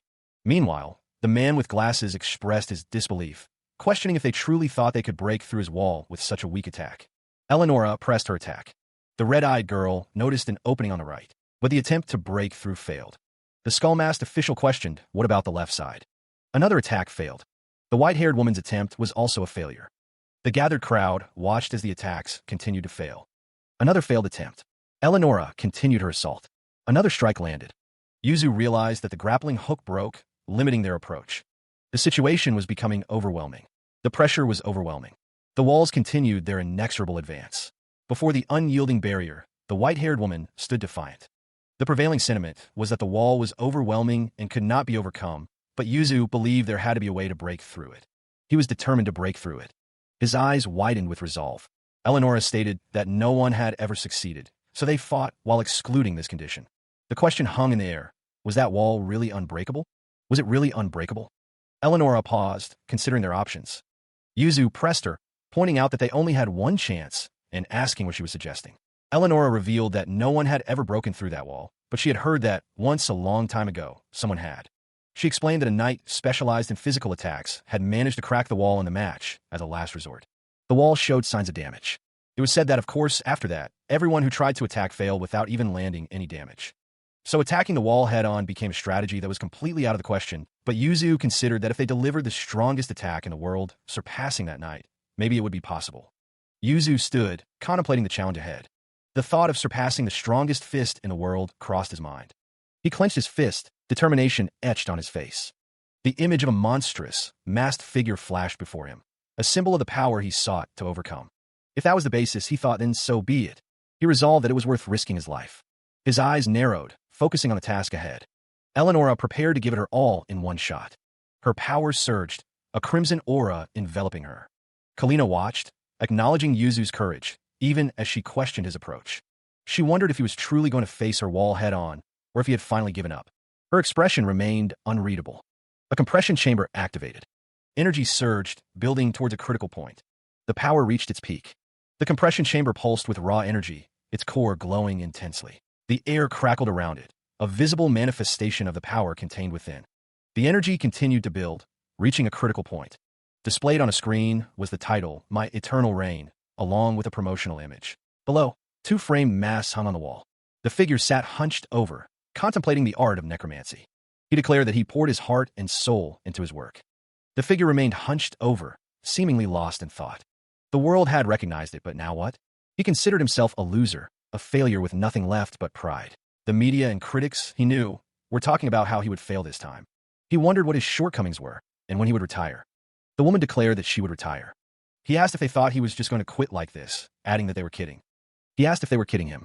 His eyes narrowed. He thought to himself that he wanted just once more. He wished he could hear those applause just once more. His eye reflected the light. The master necromancer's power radiated outwards, a palpable force. That power manifested as a surge of dark energy. The force of the blow was so great that one of the spectators could only stare in disbelief. The crowd of onlookers watched with bated breath. The shock of the wall's destruction registered on the faces of those closest to the arena. Someone questioned if the wall had broken. Another spectator, equally stunned, wondered if they had truly defeated the famous Rao. He repeated his question, seeking confirmation. The crowd began to clap. The stands erupted with cheers and applause. The spectators were impressed by the incredible fight, but one of them wondered who the victor was. One of the spectators admitted they didn't know, stating it was their first time seeing him. His eyes widened with excitement. The arena stood ready for the next battle. Eleonora was asked if she heard the applause. Eleonora responded that she didn't care what other people said, while the other person mentioned that they said they were awesome. Eleonora stated that she had proven more than that to them. Eleonora asked if they agreed that her fists were the strongest in the world. The other person responded, of course. The other person exclaimed that they did something that no one else could do. The door creaked open as the other person stated that if their name became known little by little through this, it would be for the two of them. The Skullmasked official was surprised. The Skullmasked official asked if they thought they were better now since they did something no one could. The Skullmasked official continued, asking if they thought they would be famous, but warned them to be careful. The other person was told that the public would be more excited about their mistakes than their efforts. The Skullmasked official stated that the public would be more interested in their failures rather than their success. The Skullmasked official asked if they were really ready. The other person looked on. The Skullmasked official asked if it was all for their applause. The Skullmasked official watched as the other person considered their words. The official's expression was unreadable behind the mask. A sinister smile crept across the official's face. The official's smile widened, revealing a hint of malice. Another man, with a similar skull emblem, responded, of course. The man turned, his back to the viewer. The man's eyes narrowed, a dark intent brewing within. The man spoke, promising that next time they met, he wouldn't be going so easy on them. He wondered how long their confidence would last. He turned and walked away. Another figure watched him depart. Someone questioned the purpose of the money. The man with dark hair explained that it was the prize money for passing the first preliminary round. The white-haired woman added that since he had won twice, he must have passed the first round. The man stated that this was the first. Yuzu thought to himself that it was the first money he had received after being recognized as a necromancer. The white-haired woman stated that since there were some players who had to fight 3, the terms of the contract were clear. The second preliminary round would commence in approximately 4 weeks. Eleonora stated that something was important. Elsewhere, Yuzu was asked what he planned to do in the meantime, now that he had money to spend. Eleonora declared that she had to stay here, questioning where else she would go. Yuzu paused, considering her question about what he would do with such a weird body. Yuzu called for her to wait a minute, seemingly having an idea. Meanwhile, The eyeball necromancer stood motionless in the town. Yuzu wondered what it was. He presented this to Eleonora. Yuzu explained that he tried to make it as similar to her original body as possible, though it wasn't perfect. He also offered her something else, mentioning he had never bought anything like this before. It was women's casual wear, and Yuzu explained that if she wore this, no one would know she was a knight. Yuzu looked at her expectantly. He suggested that they go out and spend some money together. Eleonora questioned why. Yuzu explained that they had earned the money together, so it was only natural that they spend it together, adding that there was so much to enjoy in Necromancer City. Eleonora listened intently. She simply humphed in response. Yuzu remarked that it was surprising she knew how to act cute sometimes, then suggested they step out for a while. Eleonora questioned why. Yuzu seemed surprised by her question. Meanwhile, in another room, Yuzu stood near a door. He thought to himself that it would all be over soon, and if he could just win, he would be able to receive applause from the whole world. He imagined that when that time came, he would finally. Suddenly, he turned his head, noticing someone approaching. Eleonora told him that he took a long time. Yuzu told her to look at her new outfit, commenting that it was a really old style. Eleonora seemed surprised. Yuzu asked what the fun things were to do in this city. The young man's face was flushed. Kalina noticed the blush. She questioned if he was thinking anything weird about her. He responded by stating that, objectively speaking, she was beautiful. He continued, saying that from a man's perspective, it was only natural that he found her attractive, especially seeing her in casual clothes. Kalina seemed surprised by his words. She asked if he was crazy and what he was trying to pull. Yuzu's confession was sudden. He wondered if she had forgotten what kind of relationship they were in. He clarified that he had no intention of dating her, and that he was just objectively stating his feelings from a biological standpoint. Kalina stared at him, speechless. She asked if he didn't have any friends. Yuzu responded that of course he didn't, as everyone ignored him, calling him a piece of trash. He added that his only friends were cockroaches and maggots. He was taken aback by what he saw. Yuzu stared at the scene before him, a mixture of curiosity and apprehension evident in his expression. Kalina, however, questioned why Yuzu seemed to be the only one not enjoying the experience. Yuzu admitted that he had never been to such a place before. Kalina explained that this was one of the most famous restaurants in Necromancer City, a place where even she couldn't afford to dine regularly. The server arrived, and Kalina inquired if the ingredients were real human skulls. The server thanked them for waiting. She presented their order, tongue of the dead. Kalina's eyes widened as she stared at the dish. The tongue of the dead appeared to be a collection of glistening, bulbous shapes. Kalina found the dish insane and questioned if it was alive. Yuzu clarified that it wasn't actually alive, but rather pasta made from a unique ingredient called ghost potato. He explained that it was a rare kind of potato with extreme regenerative properties, its starch mixed with finely ground basilisk eggshell. The constant contraction and expansion of the ingredients made it appear alive. Kalina remarked that Yuzu knew an insane amount about this stuff, noting it was one of the most famous dishes in the city. Yuzu admitted that he had always wanted to try it someday, so he did his research. Yuzu asks if Kalina can still taste food. Kalina looks at Yuzu, seemingly considering the question. She takes a bite of the tongue of the dead. Kalina chews thoughtfully. She continues to chew, savoring the flavor. A close-up shows the detail of Kalina's attire. Kalina admits that the dish is actually pretty good, and unlike anything she's had before. She thinks that the texture gives a subtle, tingling sensation with every bite, especially the creamy smoothness combined with the deep. Meanwhile, Yuzu is devouring his own portion of the dish. He thinks that it's insanely good. Kalina stares at Yuzu, seemingly surprised by his reaction. The pair walks along a cobblestone street. Yuzu looks up at a large, ornate structure. Yuzu and Kalina continue their walk. A figure wearing a skull mask holds up a handmade, ghost-flavored cotton candy. As they walked, Yuzu noticed a large statue in the distance, its golden surface gleaming in the sunlight. Kalina and Yuzu approached the statue. The statue was of a champion, designed to inspire awe in those who beheld it. The statue depicted Karen Crow. The statue commemorated that she was 19, the youngest winner in history.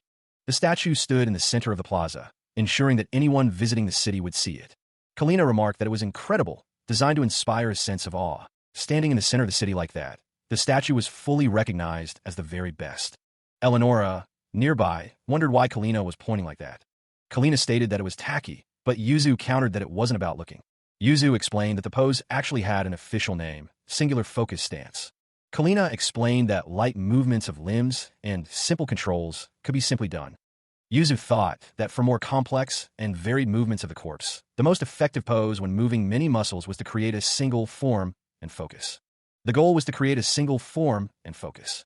Yuzu was thinking of this as the night he controlled, concentrating. So taking this stance, he considered his stance, understanding it meant preparing for a real fight or making up one's mind. He knew he had to be very careful while doing this. Nearby, Kalina mused that there must be a reason for all of this. Eleonora remarked that it was all still pretty old-fashioned.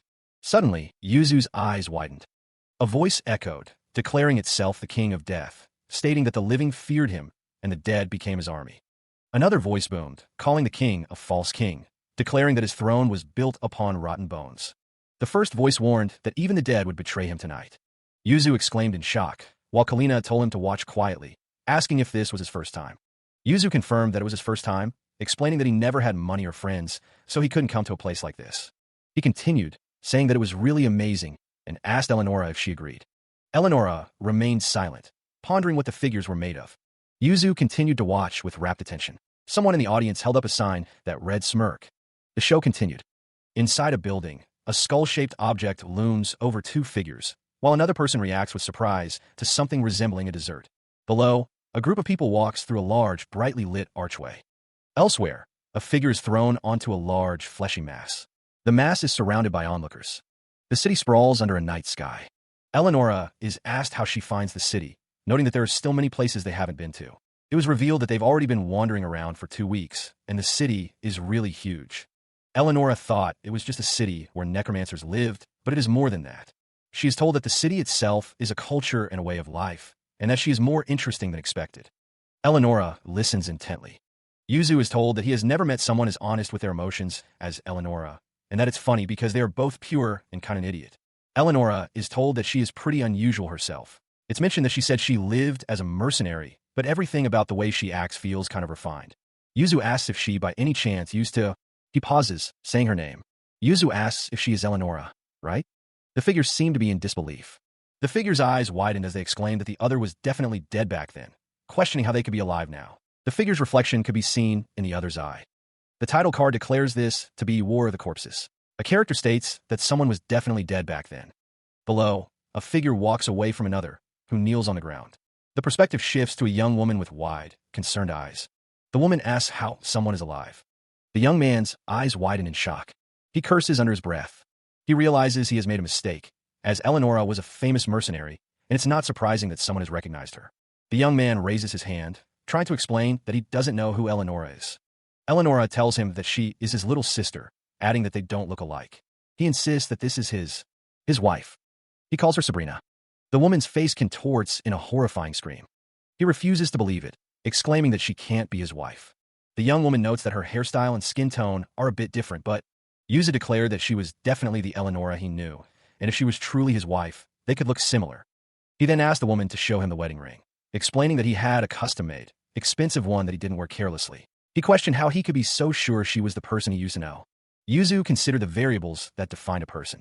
He realized that the probability of someone having a similar face was about 0.01%, meaning there were at least 10,000 people who looked alike. He wondered if he was assuming she was the person he knew just because they looked similar. Yuzu's eyes widened, a realization dawning on him. He questioned if giving too much meaning to a mere coincidence. Sabrina was shocked, realizing that it couldn't be. Yuzu suggested they ask her directly, turning to Eleonora and asking if she remembered this person. Eleonora stated that she didn't remember, which Yuzu found impossible. He then demanded that Sabrina show him her fist, explaining that the Eleonora he knew had calluses on her knuckles. Sabrina's fist collided with Yuzu's face. Yuzu was sent flying back from the force of the blow. Eleonora, now enraged, questioned if Yuzu was insane and what he was doing, declaring that there was no other choice. On the ground, a figure lies prone, muttering about someone running away. Elsewhere, someone wondered who that guy was. The question was answered. His name was Nairan, one of Kalina's mercenary comrades, an archer. Kalina admitted that Nairan was a bit of a headache, and when asked if he was her rival, she denied it. She clarified that he was quite the opposite. Kalina explained that she had saved Nairan's life a few times by chance, and ever since, Nairan had been following her around, trying to court her. Nairan, overhearing this, was confused. He wondered what was going on. Kalina stated that she was fine with any of her partner's tastes. As long as they fought well together, that's all that mattered. Someone suggested that she had misunderstood something, pointing out that Nairan was a man. The person narrating thought he was a girl and felt sorry for him. Nairan continued to look confused. Kalina thought that the real problem was Nairan's obsession, and that she had made it clear. Kalina considered that she wasn't interested in Nairan, so he stopped his courtship, but he's the kind of guy who would do anything for her. She thought that he might still be looking for them. She then considered the fact that he's already in this city, which could mean he came searching for her body. Elsewhere, a man stood in a room, thinking that if that's the case, Then Neiran is trouble, especially now that he knows what Kalina looks like. He thought that if something happens, they might have to prepare for the worst. Kalina thought that for now, she was sure Neiran doesn't have anything real proof, so she decided to forget about it. She told the man to focus on the next match, as the second preliminaries are about to start. Kalina stood silently. A woman with a bandage on her face was surprised that someone was alive. A drawing of the woman was shown. The woman stood in front of a wall with many drawings. The woman thought that the strange man must have done something. She thought that the person saved this life of mine. The woman thought that this time she'll sacrifice herself for the person, no matter what. While ticket revenue remains, the officials continued their discussion, noting that spending had dropped by 8.44% and sponsorship and ad revenue fell by over 4% due to lower investment returns. The official asked what the root cause was. The skeletal masked official responded that the biggest factor was a shift in consumer behavior. The official continued, explaining that with more players, attention had concentrated on just a few popular battles. Spectators were only watching the matches they cared about. As a result, the average stay time had decreased, and people were opting for cheaper, short-stay accommodations. The skeletal masked official then told someone they couldn't enter. The person yelled that they couldn't be stopped. The young man with the blue creature pleaded for the official to read the article he wrote. The skeletal masked official stared down at the young man. The official and the young man continued to argue. The skeletal masked official asked what the matter was, as the young man continued to push his article. The young man stuttered, explaining that he had failed to register as a player. The young man insisted that it was all just part of his strategy. He added that his creature could also attack. The creature lunged forward. One of the skull-masked officials scoffed at the situation. The official's red eyes narrowed. The official then approached Yuzu and his creature. The official explained that there was no clear reason for the player registration to be denied and that it was an error on their part. The official sincerely apologized, offering to guide Yuzu through the compensation and prevention measures. Yuzu thanked the official. The official asked Yuzu to follow them. As they walked, one of the skull-masked officials asked what the other found so funny. Another official apologized, stating that even the preliminaries were pathetic. The skull-masked official questioned who was qualified to decide that. The official responded that they were shaping culture and industry, planning out lives. The official stated that anyone who thoughtlessly judges human worth is not qualified to be with them. The official reminded them to remember that. The skull-masked official stated that human strength comes from their deficiency. A single, unblinking eye stared out into the darkness. The gaze belonged to one of the skull-masked officials, who declared, "You're fired." The other officials stood silently, their skull masks impassive. A lone figure walked down a long corridor, lost in thought. The officials discussed the figure's dismissal. One remarked that the man had real talent for marketing. Another official questioned if firing him was a bit much. The first official responded that if they were truly passionate, they would understand. The official with a wide-brimmed hat remained silent. The official with the skull mask continued to stare ahead. The first official continued, stating that it wasn't firing their duties and that they should refer the head of Security Division 2 to the disciplinary committee. The other official responded, "Yes, sir." The skull-masked official declared that they should finally gather all personnel to prepare for the second preliminaries. It was explained that, because for this second preliminary, to increase player visibility, they would proceed in a way they've never done before. The skull-masked official smirked. The screen displays the title, War of the Corpses. Below, a crowd of pale figures with dark eyes and wide grins sit in rapt attention, chanting Yuzu's name. The chanting continues as Yuzu stands before the crowd, arms raised in triumph. The crowd's chanting intensifies as Yuzu's face is shown in close-up. The perspective shifts to a figure wearing a cloak with a skull emblem. The figure questions if Yuzu thinks this is enough to make him special. The cloaked figure continues, their voice echoing as they address Yuzu directly. The figure, now fully revealed, stands in a dark space, declaring Yuzu a worthless piece of trash. The cloaked figure's words seem to strike a nerve, as Yuzu is told to get a grip. The figure continues their verbal assault, claiming Yuzu's mother was trash, even more worthless than anyone else, and that trash only gives birth to trash. The figure's words hang in the air as Yuzu struggles to contain his anger. The figure continues to berate Yuzu, calling him a disgusting piece of garbage. Yuzu, however, denies that he is trash. Yuzu vows to make the figure wait and see. He declares that he will rise to the top. Yuzu vows to become someone everyone will acknowledge. Yuzu shouts that he will prove to the world that the figure is wrong. The figure questions if Yuzu really thinks he can do that. From the darkness, glowing red eyes peer down at a figure below. The figure questions why it had to be Yuzu of all people. A popping sound echoes in the darkness. Elsewhere, Yuzu cries out in pain, clutching at his throat.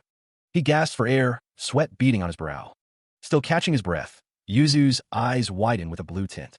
The young man looks over to Eleonora, who lies unconscious nearby. Eleonora remains still, her face peaceful in slumber. Her eyes suddenly snap open, glowing red as she declares that she is finally showing her true colors, adding that she knew it from the moment Yuzu called her pretty. Eleonora rises, looming over Yuzu.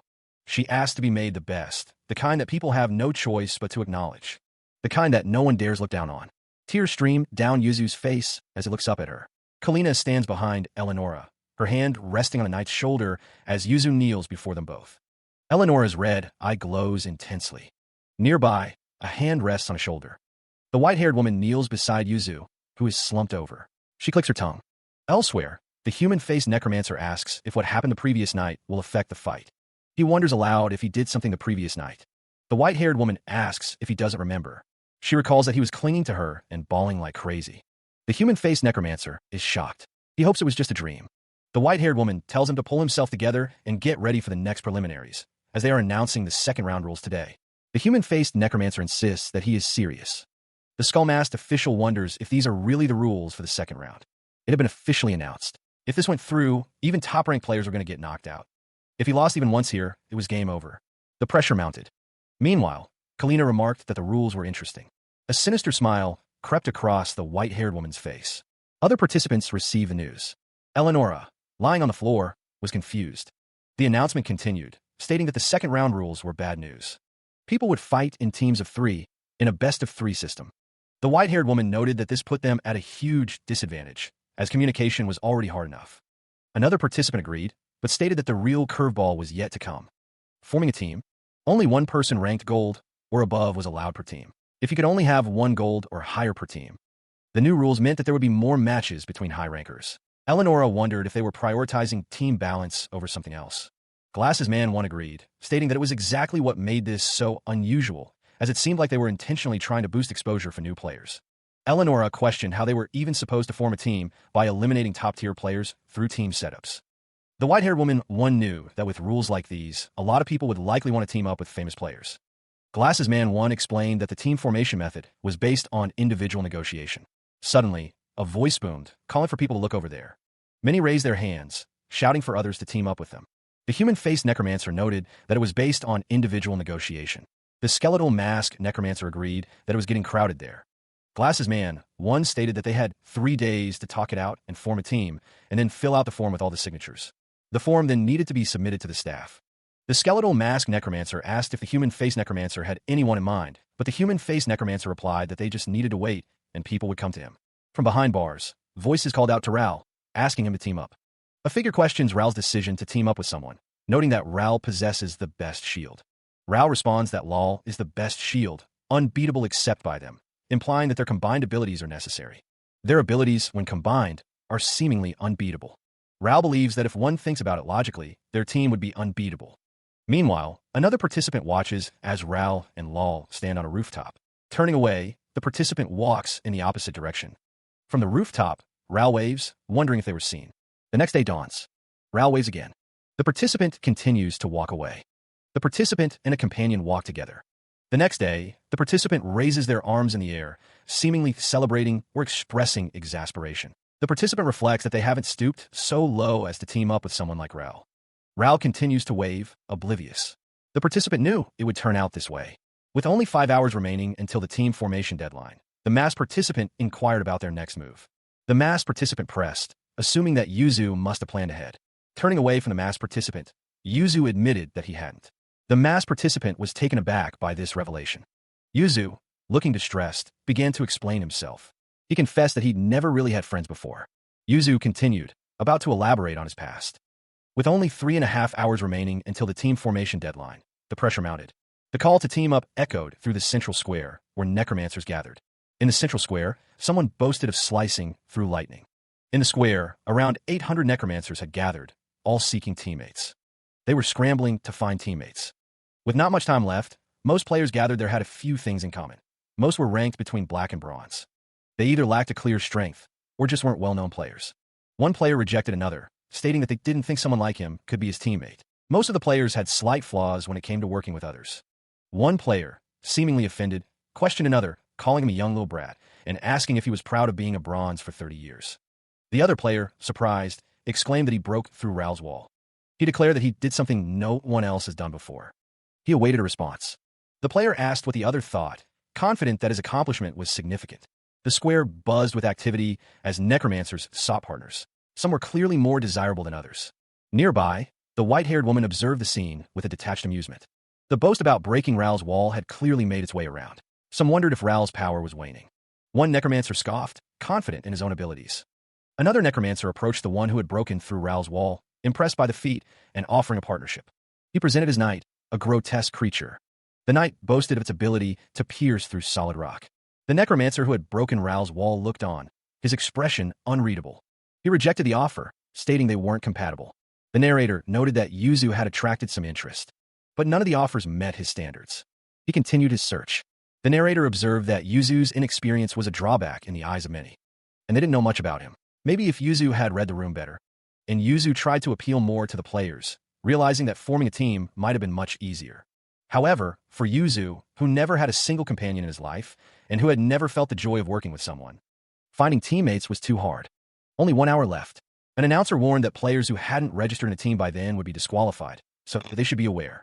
The skeletal masked necromancer called the white-haired woman a crazy bastard. The white-haired woman responded that if they really couldn't find anyone, since it was just the second round, maybe they should just give up and prepare for the next competition. Yuzu argued that they would be disqualified, and not only was disqualification disgraceful, but it also came with a 10-year ban from re-entry. 10 years. The white-haired woman thought that they couldn't afford to wait 10 years, as that was practically the end of a player's career. The skeletal masked necromancer asked if she was saying that once they started, they were supposed to never give up and fight till the end, adding that these rules really pushed players to the max. The white-haired woman asked if he had forgotten. Yuzu realized that for them, losing meant they actually die. Yuzu considered the risks. He couldn't recklessly form a team and risk losing someone. Meanwhile, the masked official observed the proceedings. The official thought to themselves that they would try to pick the best necromancer out of the ones left, though there weren't many options. Suddenly, Yuzu heard someone call out to him. A man with blue hair and a woman with red hair approached Yuzu, asking if he hadn't found a team yet and if he would like to join them. Yuzu paused, curious about their offer. The blue-haired man explained that these were their knights, adding that he based his on a kraken that lives in the deep sea. He elaborated that with its special ink, it could instantly block a wide area of vision. The red-haired woman chimed in, saying that hers could jam signals and do range attacks. Yuzu observed that they were definitely solid knights, and that they specialized in using blood. The blue-haired man added that they were silver and bronze, and given Yuzu's current position, this was the best option. He then asked Yuzu why he should choose him over anyone else. The man explained that it was because of Yuzu's powerful offense, strong enough to break through Rao's wall. He continued, stating that as Yuzu could see, they didn't have such a powerful one-hit attack, so they needed a player like him, and asked what he thought. Yuzu considered the offer. Finally, Yuzu accepted. With the team assembled, the skull-masked official declared that they should begin with a quick coordination. Meanwhile, a lone figure stood in the distance, within the grand hall. Back at the table, the skull-masked official reminded everyone that players who hadn't completed team registration would be disqualified. The black-haired knight explained that his technique could be used once every 4 hours and was powerful enough to break through Rao's wall. He guaranteed that at least one enemy knight would be destroyed. The red-haired participant noted that the technique could only be used once every 4 hours, and that it was definitely risky. The black-haired knight clarified that this wasn't the only technique, and that his knight's general physical abilities were also a factor. The red-haired participant acknowledged that the one-hit power was appealing, but questioned how they would coordinate opinions during battle, noting that it wasn't without shortcomings. The black-haired knight listened intently. Time continued to tick by. Only 8 minutes remained. The red-haired participant sighed in relief, stating that the discussion wasn't smooth, but he suddenly realized he needed to go to the bathroom. The red-haired participant announced that he needed to go to the bathroom. The black-haired knight told him not to go, promising he would be back soon and to just wait a minute. The rules explainer had just finished speaking as the clock continued to tick down. The team had only 4 minutes remaining to register. Kalina wondered why Yuzu wasn't back yet. She reminded them that they didn't have time to find new team members and that they needed to hurry. The human-faced necromancer responded with a sarcastic agreement. The human-faced necromancer questioned what was taking Yuzu so long. Kalina also wondered what was taking him so long. She realized that those bastards didn't tell her something. Eleonora remarked that Kalina really thought someone would actually want to fight alongside a loser like her. Kalina was walking away from a table with a suitcase on it. Kalina shouted at Eleonora, asking her not to tell her that those were her teammates. Eleonora asked if Kalina had asked them to waste her time, so she couldn't team up with anyone else. Eleonora stated that in this day and age, who wouldn't use such a low and dirty tactic, and that this just shows Kalina's lack of skill. Eleonora stated that it's called negotiation failed, and that Kalina shouldn't forget the compensation she promised. Eleonora congratulated Kalina. The red-eyed girl one stated that Kalina had been disqualified. Eleonora thought how satisfying it was that Kalina was giving up without knowing her place, and now they don't have to see her anymore. 1 minute remained.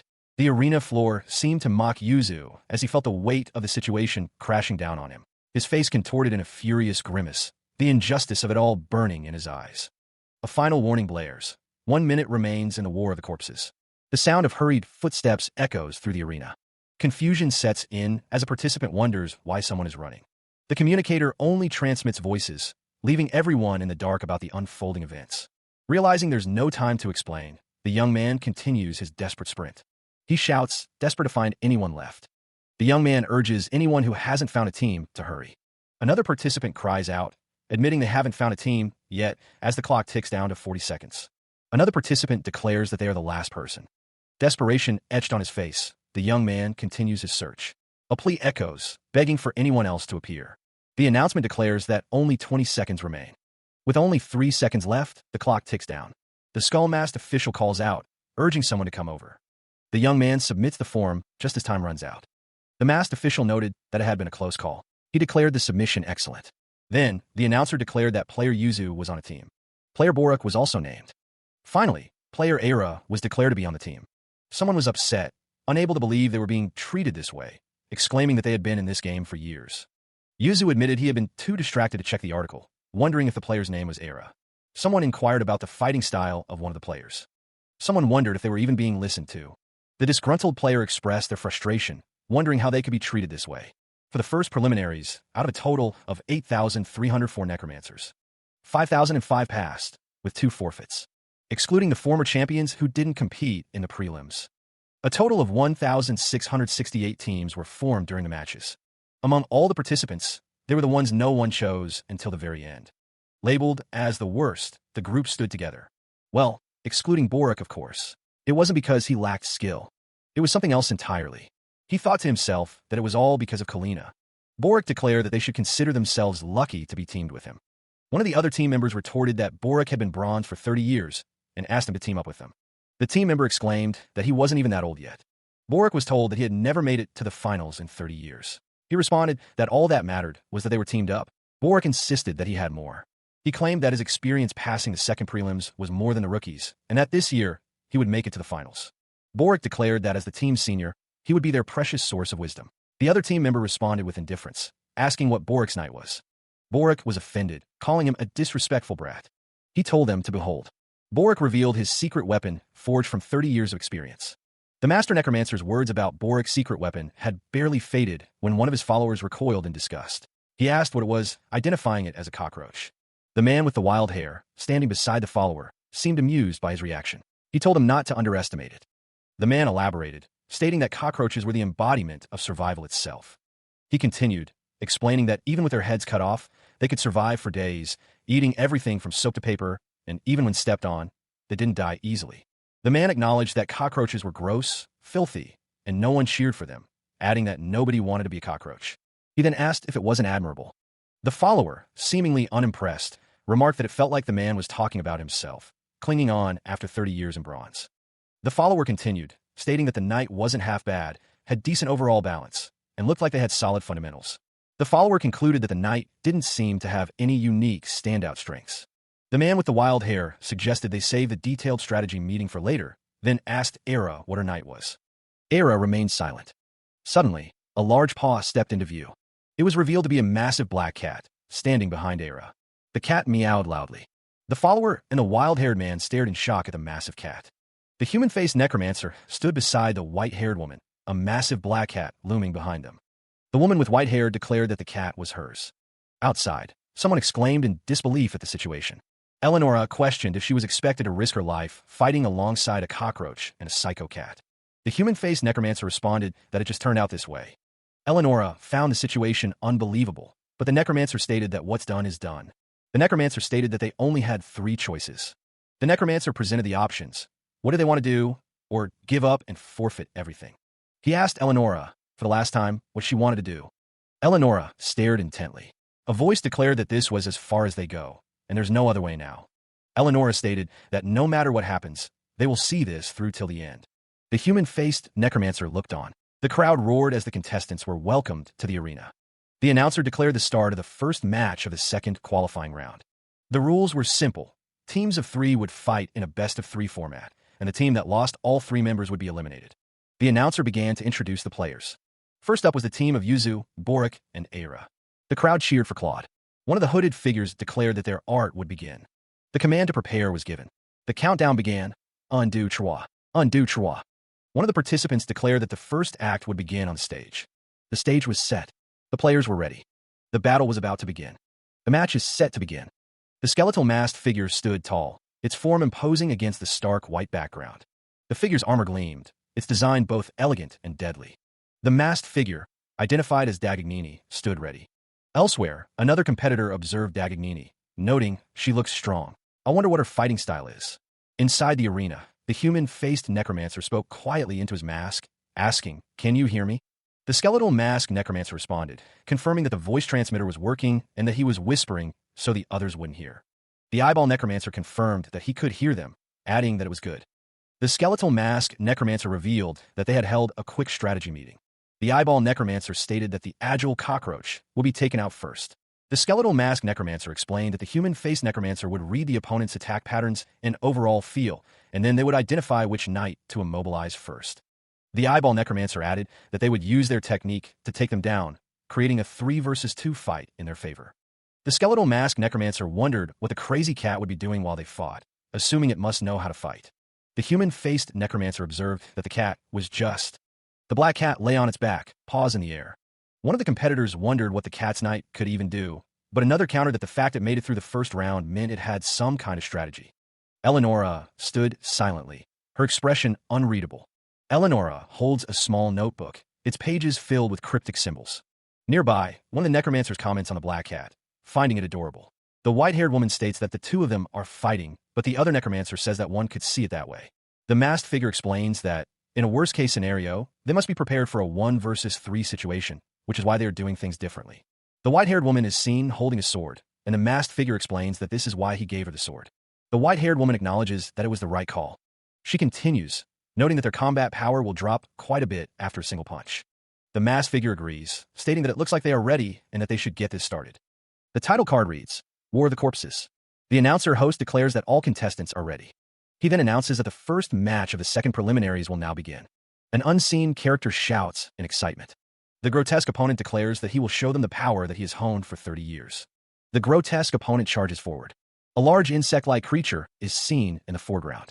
The grotesque opponent's speed surprised the female knight Eleonora, who had anticipated a slower pace. Nearby, a large black cat meowed. The skeletal masked necromancer's face was a picture of intense focus. Meanwhile, Saren stated that music and lighting were essential on stage, as birders stood nearby. The human-faced necromancer told the red-eyed girl that he would be in her care. Kalina stated that the opening piece should be calmer. The tempo was set to adagio. A mechanical instrument was prepared, ready to begin with a harmonic scraper playing along the rib strings. The masked participant stated that he would increase the main spotlight luminosity. Then the device locked in the center axis. Contrast had been set on another device. Saren asked if they should start with the prelude. The master necromancer declared it was time to shake up each other's rhythm. Musical notes appeared. A figure danced gracefully amidst the musical notes. The master necromancer observed the combatants, carefully analyzing their attack patterns and skills. He considered his options, weighing the potential consequences of his actions. But he knew that if he did not act, he would lose all his seniority. The ones handling the song and light looked defenseless. Time to move around back. He thought to himself that he would start by taking one of them down. The grotesque opponent lunged forward. It moved with surprising speed. The master necromancer was shocked. Eleonora danced amidst the musical notes. Yuzu found it rude of her. The skull-masked official thought that this was the time to focus on the main character of the show. As expected, it was best to eliminate him first. The white-haired woman prepared herself. She dashed forward. She moved with incredible speed. The white-haired woman was ready to strike. The white-haired woman's blade sliced through the air with deadly precision. The grotesque opponent watched, its many eyes fixated on the attack. The blade continued its descent, a flash of silver against the red backdrop. The strike landed, sending sparks and energy scattering in all directions. The white-haired woman moved with incredible speed, a blur of motion. The blade was brought back, ready for another strike. The impact point glowed with intense light, a sign of the power behind the attack. The white-haired woman stood tall, her blade extended downwards. The blade, long and sharp, seemed to hum with energy. The grotesque opponent was sent flying backwards from the force of the blow. The skull-masked official observed the fight, noting that the white-haired woman's reflexes and reaction speed were a notch above theirs. The skull-masked official realized that the white-haired woman was fighting with pure physical strength, and that it wouldn't be easy to get close to her. The skull-masked official thought that one opening was all they needed. The skull-masked official prepared to land a fist. Eleonora continued to dance amidst the chaos. Streaks of energy crisscrossed the battlefield. The white-haired woman's helmeted gaze remained fixed. Elsewhere, a figure was struck by a powerful blow. The red eye of the helmeted woman glowed intensely. Another figure was sent flying through the air. The helmeted woman's expression remained hidden, but her focus was unwavering. The force of the attack sent the figure crashing into the ground. Nearby, one of the officials exclaimed in disbelief that the knight could still move. Another official responded with smug surprise. The official explained that cockroaches could still move with just a few legs and antennae. He continued, stating that in their dying throes, they release octopamine at full load. The knight gained a burst of incredible speed. The white-haired woman grappled with the grotesque opponent. The official noted that its speed was 10 times the usual and declared that he would teach them.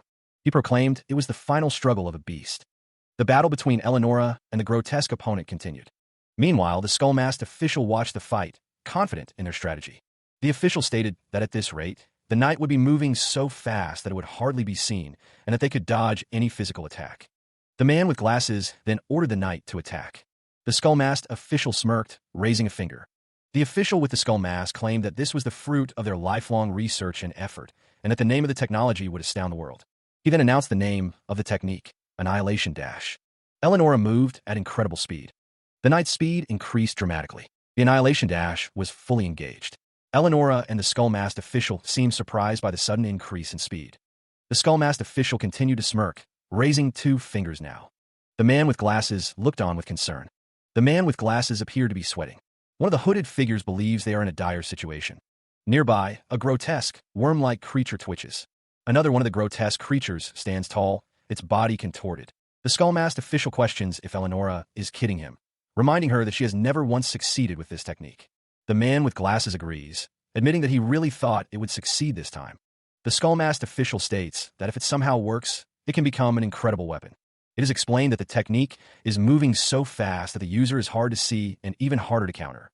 The skull-masked official thinks that if that really worked, he wouldn't be stuck in bronze for 30 years. The man with glasses remarks on what a shabby play this is. The skull-masked official tells him to please be more aware of his role as a villain and act accordingly, since that's how the protagonist of the story is. The man with glasses hopes for a better performance in the next act. The second act begins. The skull-masked official announces an entr'acte and suggests they pick up the tempo. The action intensifies. The battle continues. Eleonora, realizing the danger, decided to retreat for the moment. She quickly moved away from the immediate threat. Meanwhile, Kalina observed the fight, noting that the tempo was increasing from adagio to accelerando. Elsewhere, Yuzu prepared for an attack. He knew he had to be careful, as a specific note in accelerando could be devastating. The attack landed with a resounding thwack. Eleonora narrowly avoided the blast. The force of the attack was immense. The knight was sent flying backwards from the impact. She struggled to regain her footing. Eleonora braced herself. A beam of intense light focused on her. The rules explainer noted that matching the heightened tempo would also cause the heat to rise. The technique was called melting ray. Its duration was short, but if exposed to the light for more than 3 seconds. The blindfolded man smiles, his fingers steepled in anticipation. He warns that their flesh will melt away. Meanwhile, the human-faced necromancer expresses his shock. Eleonora continues her charge, undeterred. The knight's attack lands with a resounding thwack. The force of the blow sends her opponent flying. She continues her assault, a whirlwind of motion. Eleonora spins, preparing for another strike. The human-faced necromancer despairs, believing it's over. He realizes that, at this rate, they will die without being able to do anything, and they have to create a variable somehow. The human-faced necromancer suggests they use their fist. The human-faced necromancer seems to have a plan. Eleonora is instructed to strike the floor diagonally at a 45-degree angle, and to trust him. Her fist glows with power. The impact of her strike causes a massive eruption of energy. 2 figures watched as the floor erupted. One of them was astonished by the incredible destructive power. Meanwhile, the human-faced necromancer considered his technique. It wasn't explosive, but concentrated immense power into a single point of impact. He knew it was difficult to inflict damage unless he directly hit Eleonora's body. He thought, but with this, he realized that changing the shape of the floor was possible, thus interfering with their attacks. The human-faced necromancer manipulated the ground. The ground shifted violently. Eleonora was forced to adjust her stance as the ground buckled beneath her. The altered terrain made it difficult for her to maintain her balance. The sound of metal echoed as she struggled to regain her footing. The human-faced necromancer watched intently. He continued to manipulate the earth. The ground contorted further, hindering Eleonora's movements. The human-faced necromancer pressed his advantage. He continued his assault. The announcer host urged the others to support him quickly, but one of the necromancers hesitated. Because of the debris, the figure is trapped. The debris is at an awkward angle, and there's too little space to move at this rate. The human-faced necromancer grits his teeth, frustrated by the lack of progress. At this rate, the situation is becoming dire. The armored hand clenches into a fist. The tension is palpable. The skeletal masked necromancer asks if they're going to lose. The white-haired woman scoffs, telling them not to make her laugh and questioning their audacity. The skeletal masked necromancer's expression is one of disbelief and anger. The white-haired woman demands to know who they think she is to say such a thing. The human-faced necromancer looks on, his expression a mix of concern and determination. The eyeball necromancer is shocked. The grotesque worm-like creature bares its teeth. Eleonora stands ready for battle. The skeletal masked necromancer is enraged. The skeletal masked necromancer considered if it was time to hunt the rest of them. The conflict, known as the War of the Corpses, was defined by the clash between necromancers and their creations. For some, these creations were nothing more than monsters turned into weapons of war. But to others, they were beautiful. Indeed, they were such beautiful and perfect legs. The man cradled the night in his arms. He pleaded with her to make him the star on the stage once more, calling her his beloved. Finalev. To him, his night was more than just a being. She was a second self, cherished above all else. But then, the man screamed in anguish. He continued to scream, overcome with despair. Nearby, Eleonora groaned in pain. Immediately, someone called for medics. The medics assured her that it was only a temporary shock, not life-threatening. Eleonora looked on, her expression unreadable. One of the hooded figures stated that they would have a good chance to win if they fought on flat ground. The mass participant declared that their spinal angle was rising. A mechanical, eye-like creature began to move.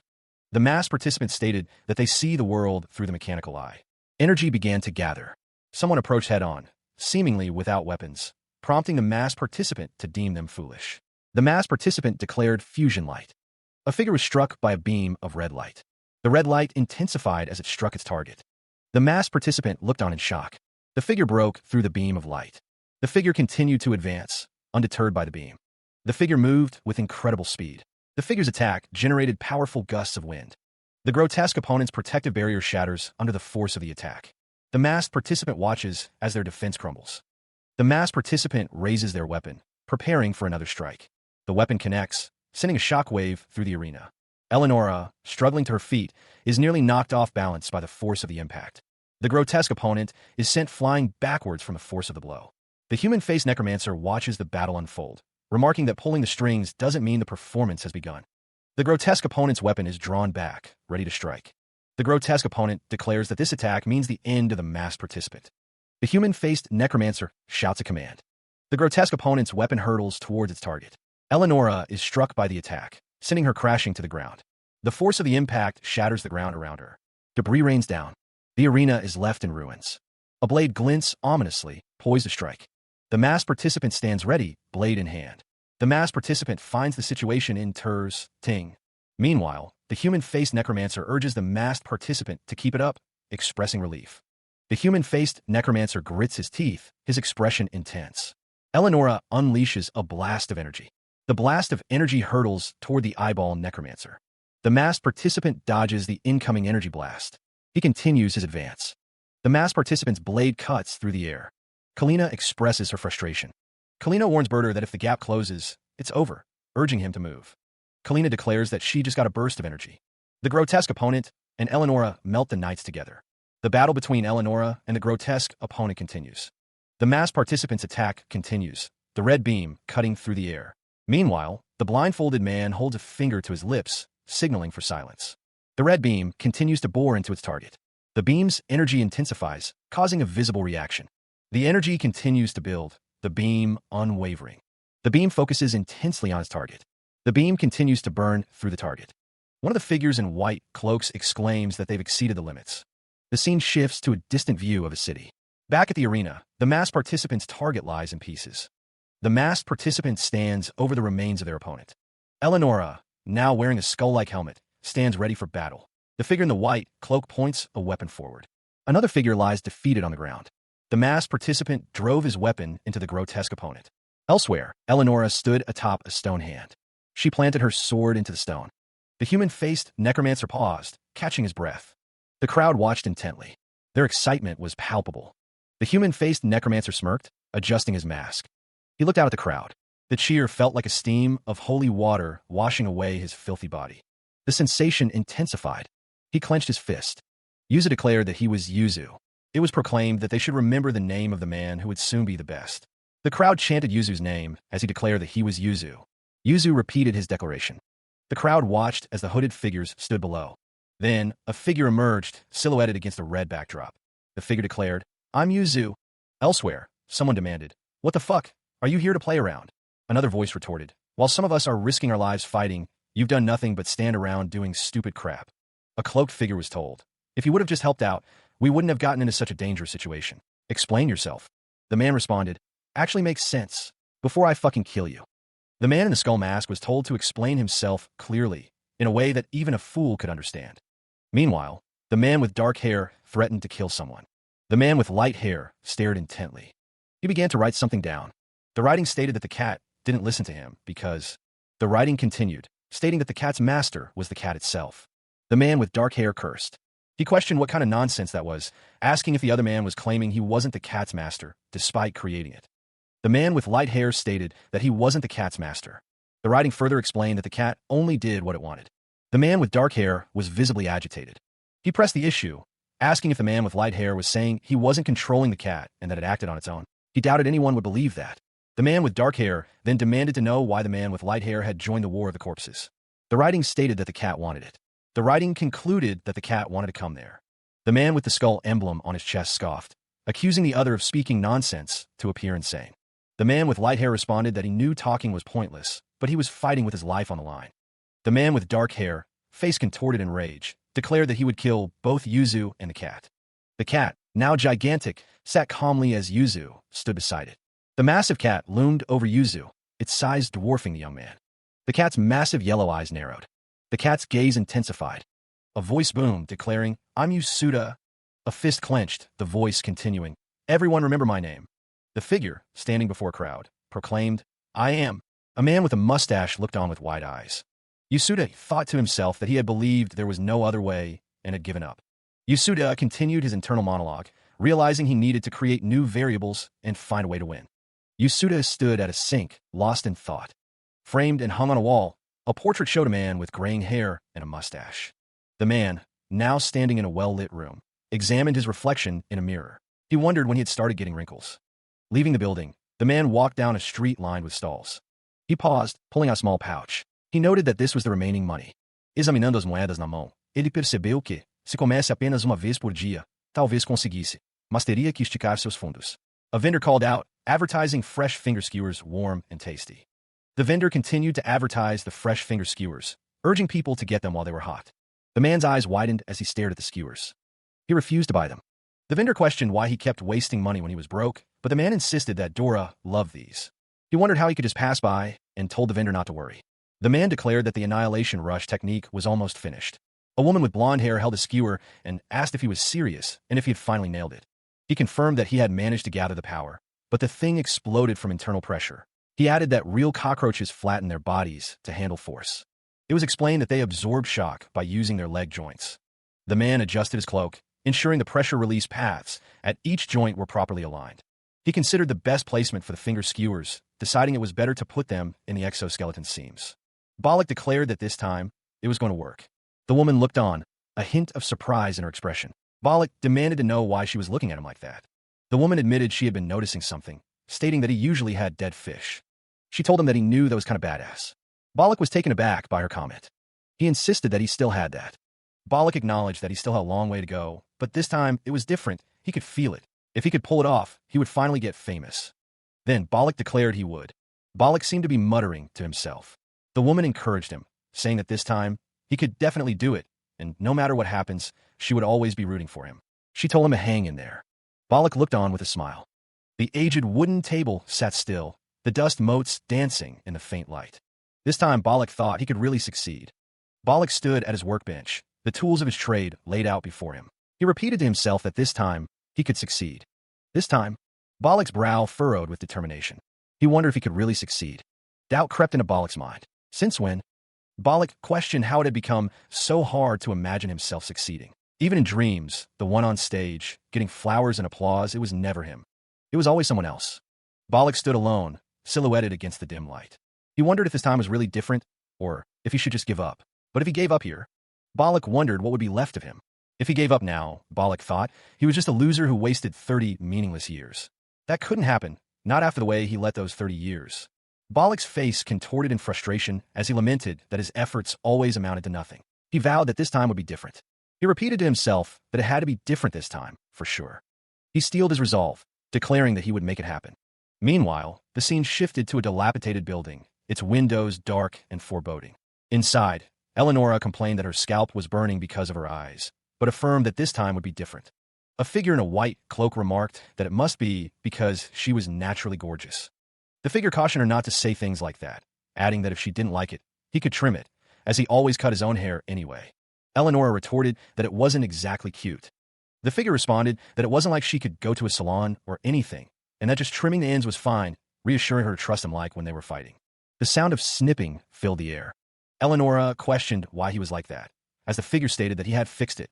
Eleonora exclaimed in shock, questioning what he had just done. The figure stated that he had fixed it, and Eleonora swore she was going to kill him. The figure asked how it was and if she liked it. Eleonora's reflection stared back at her, revealing the disastrous haircut. The question hung in the air, unanswered. The red-eyed girl remained silent, her expression unreadable. The white-haired woman stared in disbelief at her reflection, her red eyes wide with shock and anger. Behind her, the damage was clear. Her long white hair was jagged and uneven, as if gnawed on by rodents. Meanwhile, Yuzu examined her reflection, seeing nothing amiss. He stated that it looked the same as before. The white-haired woman was incredulous, insisting that her hair had been straight before. She accused Yuzu of hacking at her hair as if it were his own. Yuzu, unfazed by her outburst, calmly told her to hold on, promising to fix it, unless it was about himself that she didn't remember anything. As he continued to cut, Yuzu focused on making the cut even. Yuzu's expression shifted to one of concentration as he worked. The white-haired woman, however, was not impressed. She demanded to know what he was doing, reminding him that he was supposed to match the length on both sides when he cut. Yuzu, seemingly annoyed, insisted that he was doing all right. He then realized he had made a mistake, muttering that it was not right and that he would clean it up somehow. He told her that he needed to balance the sides better. But as he cut again, the white-haired woman protested, indicating that it was not right. Yuzu's face contorted in frustration as he realized he had messed up again. The white-haired woman screamed in horror at the final result. The white-haired woman screamed, demanding to know what Yuzu had done to her hair. Yuzu apologized, trying to explain himself. She told him to forget it and to shut up if he didn't know what to say. Yuzu realized he shouldn't have been trusted. The floor was now littered with discarded strands of white hair. Yuzu knelt on the floor, surrounded by the mess. Rustling sounds filled the room as the white-haired woman fidgeted. The woman's eyes widened as she continued to berate Yuzu. She stared at Yuzu with disbelief. Yuzu, holding a small bowl and tool, exclaimed that he had figured it out, referring to the organic adhesive necromancers used to craft knights. The text explained that the adhesive necromancers used to craft knights also works on hair. The white-haired woman looked at her hair, noting that it was a little short and not perfect, but still coming together. She asked Yuzu if he was telling her that he stayed up all night, attaching thousands of hair strands one by one. The woman questioned why Yuzu was overreacting. Yuzu told her that he told her so, and to just trust him. The white-haired woman stared, her red eyes wide with a mix of shock and disbelief.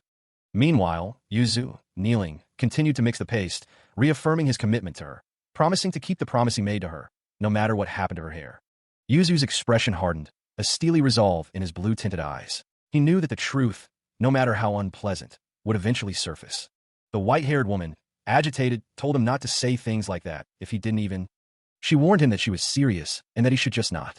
From a distance, the scene appeared almost domestic, Yuzu kneeling behind the seated white-haired woman. He thought to himself that this time things actually went kind of smoothly. Elsewhere, a man watched a building, commenting on how someone beat them 3-on-1. The man's companion confirmed that they said it was amazing and that it was their first time competing too. They even broke through Ralph's defense.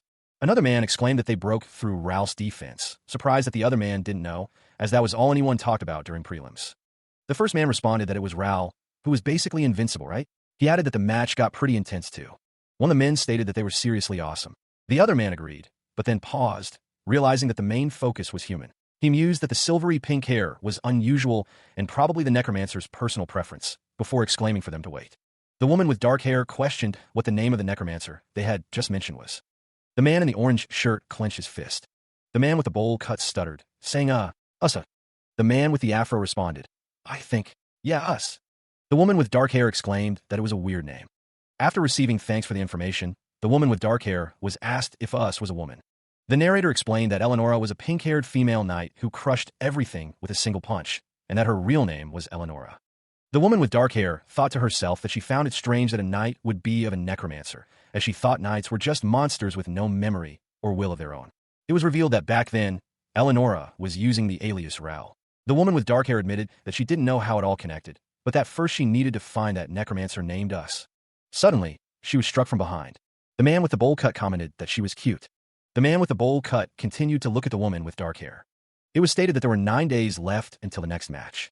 It was stated that in that time, they had 2 major problems to solve.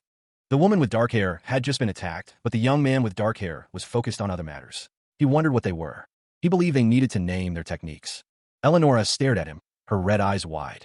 Eleonora questioned why that even mattered, recalling someone who used to shout spinning axe every time they attacked. The young man tapped his finger, considering her point. He explained that they weren't wild animals, but fighters on a stage, and that naming a technique gave it identity. He thought people might even give him a title, something like the Iron Wall of Raoul. The thought of it seemed to excite him. He believed the idea was that everyone remembers exactly who you are. Eleonora watched him, noting his sparkling eyes. Eleonora stated that she had come up with a name for his signature move, and that it was seriously cool. She quickly dismissed the idea, realizing he wasn't interested. The young man seemed to be in deep thought. He asked what the second problem was. Eleonora explained that she had been analyzing his punches from multiple angles. Yuzu realized that even he couldn't block the knight's attacks. He knew that knights were monsters, exceeding human limits with their speed, agility, and reaction time.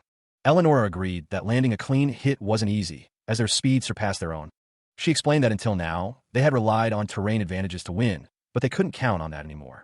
What they needed most was a way to close the distance in one explosive move. Yuzu stated that he needed a technique. Eleonora responded that if they could close the gap quickly, they'd have it in the bag. She then asked if by technique, he meant like her left arm. Yuzu countered that real techniques were way more complex. Eleonora asked why, pointing out that he had already modified his arm. Yuzu dismissed it as just a basic step-level modification. Yuzu explained that a proper technique meant completely redesigning the biological structure. Eleonora suggested the Claw of Yunnan as an example. She explained that everyone tries to use it because of its potential. However, only 2 people ever succeeded. Eleonora remarked that being a necromancer was pretty complicated. She added that once a design was complete, it was easy to replicate. She stated that was why necromancers don't change a knight's body once it's made. Yuzu acknowledged their dire financial situation, but insisted that they still needed to gamble on high-risk, high-reward ventures. He explained that even with a low success rate, they needed the materials. That was why Yuzu declared that this was it. The material in the box was something unexpected. Kalina stood nearby, observing the contents. She expressed her surprise at the sight of the creepy thing. The explanation came. It was the leg of a creature called a DFGUSD. The man listening had never heard of it. It was revealed to be a type of insect that lived deep inside a place known as Black Mountain, where a slippery pit filled with methane and hydrogen sulfide could be found. Juveniles lived safely in that hole. They fed on the slimy moss that grew on bacterial colonies, but once they matured, the internal pressure in their bodies reached the limit, and their organs started needing oxygen. They had no choice but to escape the pit to survive and reproduce. So, during their juvenile stage, they stored up all their nutrients in their legs, then risked everything on a climb. They climbed out from pits that stretched several kilometers deep. Kalina found this interesting. It was explained that those legs were what allowed them to leave the cradle and become adults. The muscle fibers were incredibly dense, and each one reacted differently, making them almost impossible to control. So, rather than being used directly as legs, they were often used to support or reinforce the body. They were not very popular to handle, but since the supply was stable, they were fairly cheap. Kalina questioned if it was possible to design and calibrate something like that in just 9 days. She stated that it would be impossible for an ordinary person. But he was not ordinary. He declared that he and Kalina were us, not ordinary. He paused, waiting for her response. Kalina asked if he was so confident, why he didn't just go with that from the beginning. He explained that he didn't have the funds and was focused on building her up. He added that, honestly, He thought the risk wasn't worth it. He continued, saying that at the start, they could barely even walk together, but now, this might be the move that decides victory. Kalina simply told him to trust her. Yuzu looked determined. He declared that he would show her the skills and experience he'd built up over more than 10 years. 5 days later, the city bustled with activity. Yuzu looked distressed, sweat dripping down his face. He sat at a table, working on something. He realized that it wasn't working and that he was screwed. Kalina seemed surprised by this revelation. Yuzu hesitated, questioning whether he could truly trust Kalina. He seemed unsure of the arrangement. Meanwhile, Yuzu continued his research, noting that the muscle fiber arrangement was different than he expected. He wondered how to use these compression fibers, but remained determined. Kalina encouraged Yuzu, telling him that he could do it. Kalina reached out her hand. Kalina explained that she had begun moving one arm or leg completely naturally, almost as if it were her own body. Moreover, Kalina stated that it moved without her even looking. She added that she had researched it every single day. Kalina then commented on how Yuzu smiled. She continued, noting the way he walked and every little habit. She even pointed out that when he was angry, his left eyelid twitched first. Kalina continued to list his habits, saying that when he was remembering something while walking, he tapped his left heel 3 times, and when he was tired, he shrugged his right shoulder a little. She added that before he went to sleep, he turned around and picked his nose once. Kalina, appearing agitated, told him to stop and cut it out already. Yuzu's eye twitched. Kalina stated that it wasn't all, adding that she also memorized the microcurrents she felt every time he moved. Yuzu responded that if he didn't do at least this much, he couldn't be her perfect arm and leg. Kalina questioned Yuzu, asking if his actions were solely for the sake of the War of Corpses. Yuzu responded, stating that it was, of course. Yuzu continued, saying that even after that, if needed, he would be by her side as her arms and legs until he died. From above, the pair were seen standing together in their workshop, partners in their grim endeavor. Kalina paused, then questioned who gave Yuzu the right to decide that. 4 days later, Yuzu and another figure stood before a man with wild hair, who presented them with an article. Yuzu asked if the armored figure had changed it. The wild-haired man exclaimed, asking if they had made the legs with DFGUSD. The armored figure confirmed that they had. The wild-haired man said it looked pretty good, asking if they had tested it. The armored figure responded that they had finished it 30 minutes ago. Yuzu stated that he had only tried it once, but it worked. The wild-haired man looked down at his hands. He declared that he couldn't lose either, stating that he would show them what an old veteran was really made of and told them to get ready for it. Yuzu asked the wild-haired man to please count on him. The second match of the second preliminary round was about to begin. If they won this match, they would pass the second prelims. The masked figure asked if they were ready. The masked figure questioned if Yuzu was sure he would be okay. Yuzu admitted that he had looked shaky during the trial run, explaining that there just wasn't enough time. He thought to himself that he just needed to hold out for a few rounds. A nearby woman hoped their next opponent would be Kalina. The masked figure responded that it would be nice to face Kalina, but the odds of that were slim. The announcer declared that their opponents were Team 2. The crowd called out the names of the team members, Sabino, Luton, and Bellator. Someone exclaimed in surprise, recognizing those 3. It was noted that they were all ranked black. The man with the mustache explained that if they were black, they were either necromancers who couldn't pass the first prelims or powerful rookies making a showing. The man looked on with a serious expression. The skull-masked official shuffled the possible outcomes. The masked figure wondered what the heck that was. The masked figure looked on. It was most likely that its attack and defense patterns were completely unpredictable, and that the craftsmanship and balance were top tier. One of the competitors asks Balak if he can go first. Balak agrees, stating that he will show them something really cool this time. Then, the announcer declares that the second match of the second preliminaries will begin. The skeletal masked official shouts that they are going. The camera zooms in on the eyes of the competitor who asked Balak to go first.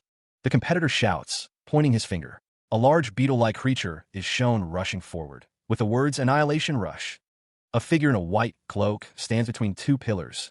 A close-up reveals a figure with light hair, purple eyes, and stitches on their face, with a sinister grin. The cloaked figure considered the problem, realizing that if they moved in a certain way, they would lose after all. They wondered if the left arm was the key. It dawned on them that their opponent had been reading their turning radius and luring them in. The figure admitted that it was impressive, but vowed not to be fooled next time. They calculated that they needed to move inwards by about 2 degrees and shift their center of gravity by 0.1 seconds. Suddenly, the cloaked figure stopped. Meanwhile, another man yelled at someone to watch where they were going. Elsewhere, a figure declared that they had won. At the same time, a man exclaimed that it was this time, as another stated that there were yet more physical types of knights. The man continued, noting the major limitations in team battles, wishing he could fight 2 people at once and wondering if he should do it like that. Another man wondered what was up with that crazy bastard. A large, red, clawed foot stepped forward. The creature's legs moved across the ground. The The creature's opponent declared that it was going to be different and that it really would be, as they could feel the power boiling up. The man's face contorts in a grotesque expression, his eyes wide and mouth agape. Suddenly, a red, beetle-like creature launches forward, initiating its annihilation rush. The creature's attack is met with a swift counter, a blade flashing in a blur of motion. The red beetle is sent flying, its momentum halted by the force of the blow. The man from the first panel watches the scene unfold, his companion standing beside him. Meanwhile, a mechanical figure with a cannon for an arm advances, its heavy footsteps echoing. The mechanical figure pauses, declaring that the next opponent is at hand. The hooded figure states that they have eliminated the highest ranked. A close-up reveals the speaker's face, a sinister grin spreading across their features. The mechanical figure reappears, reiterating that the next opponent is at hand.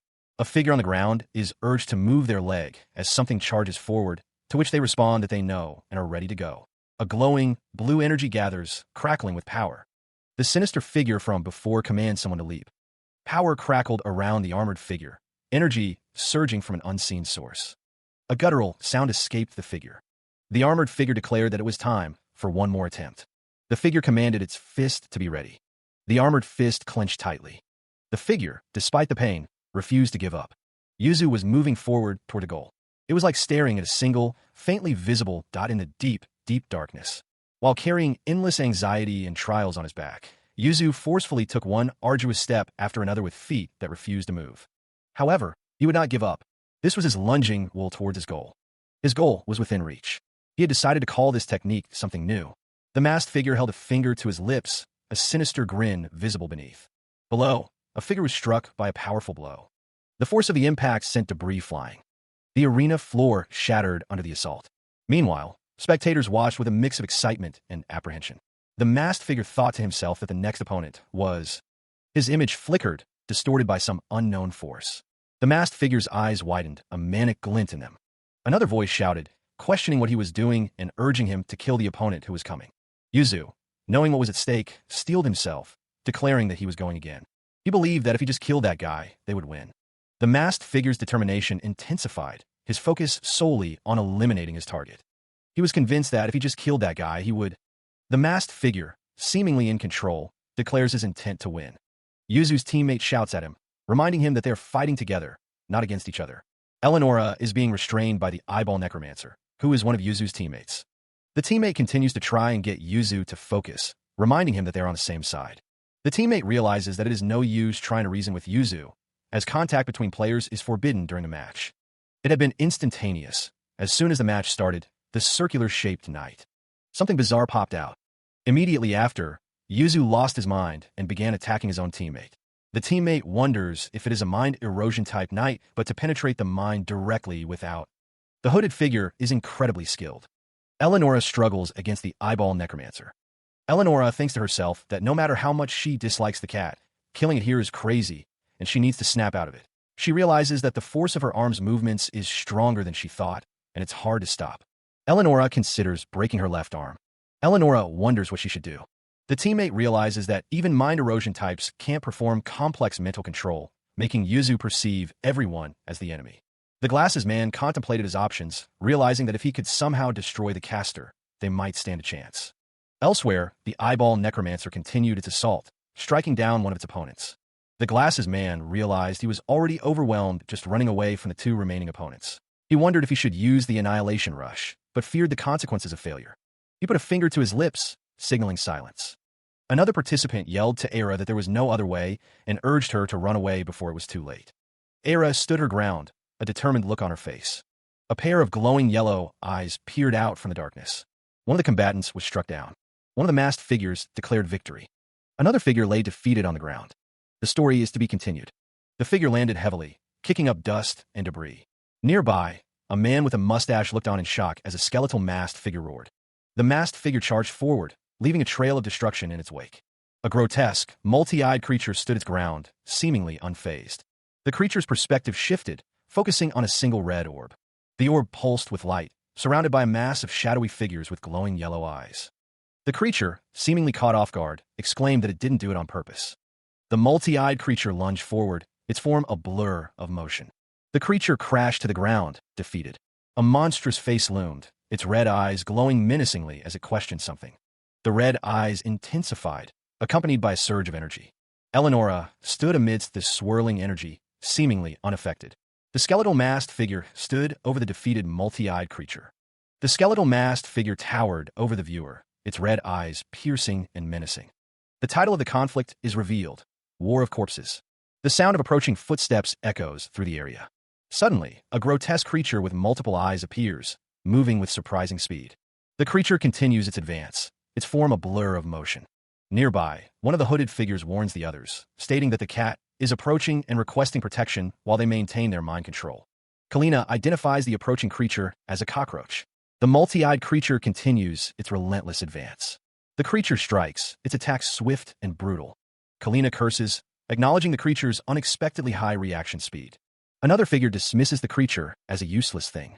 One of the masked figures prepares for action, their posture suggesting an imminent attack.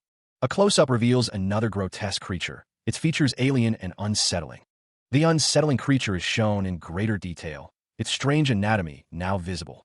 A masked figure expresses surprise or confusion. The masked figure questions what is happening, while another figure looks on with concern.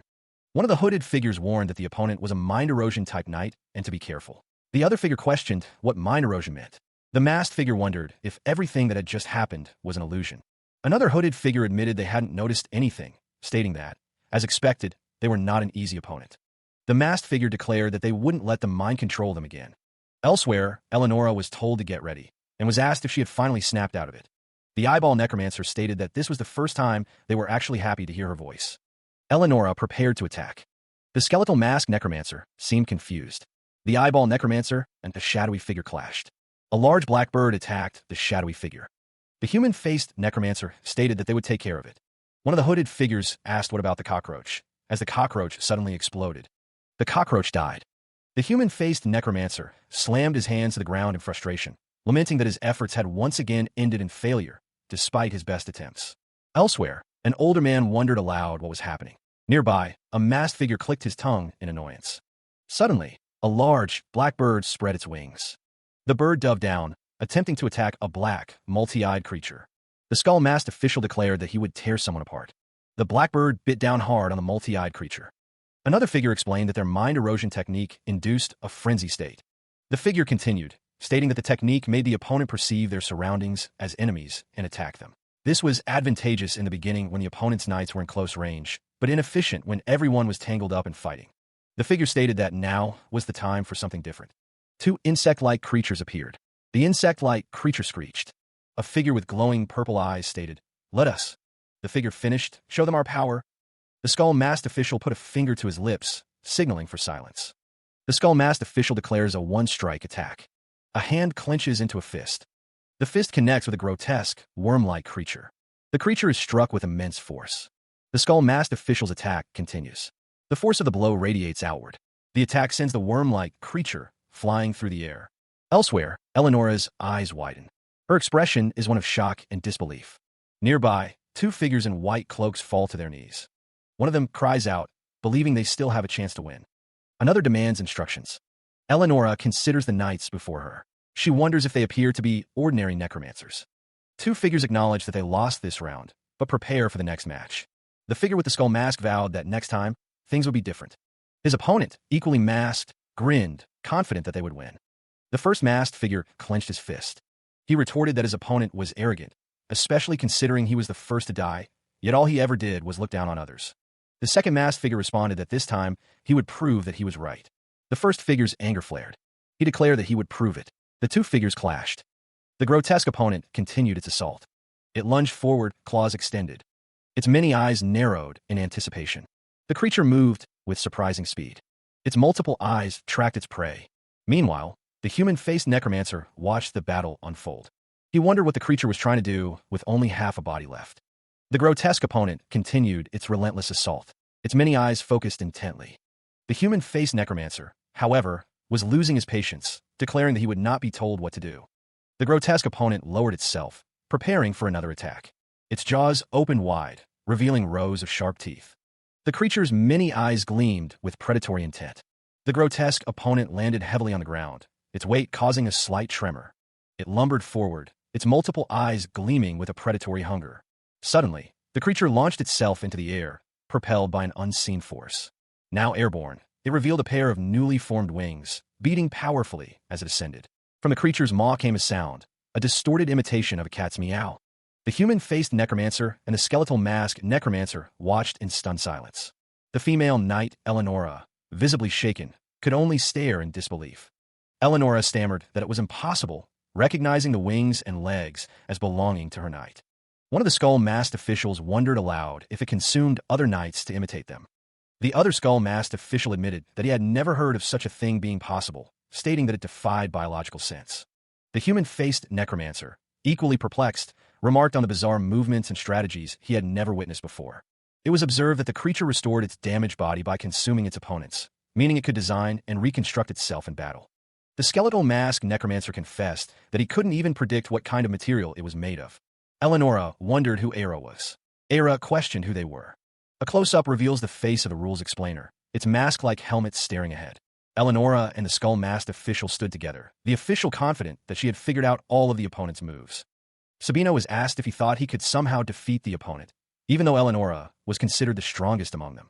Eleonora admitted that she never said it, but she knew she was the strongest among them, realizing that she had been found out.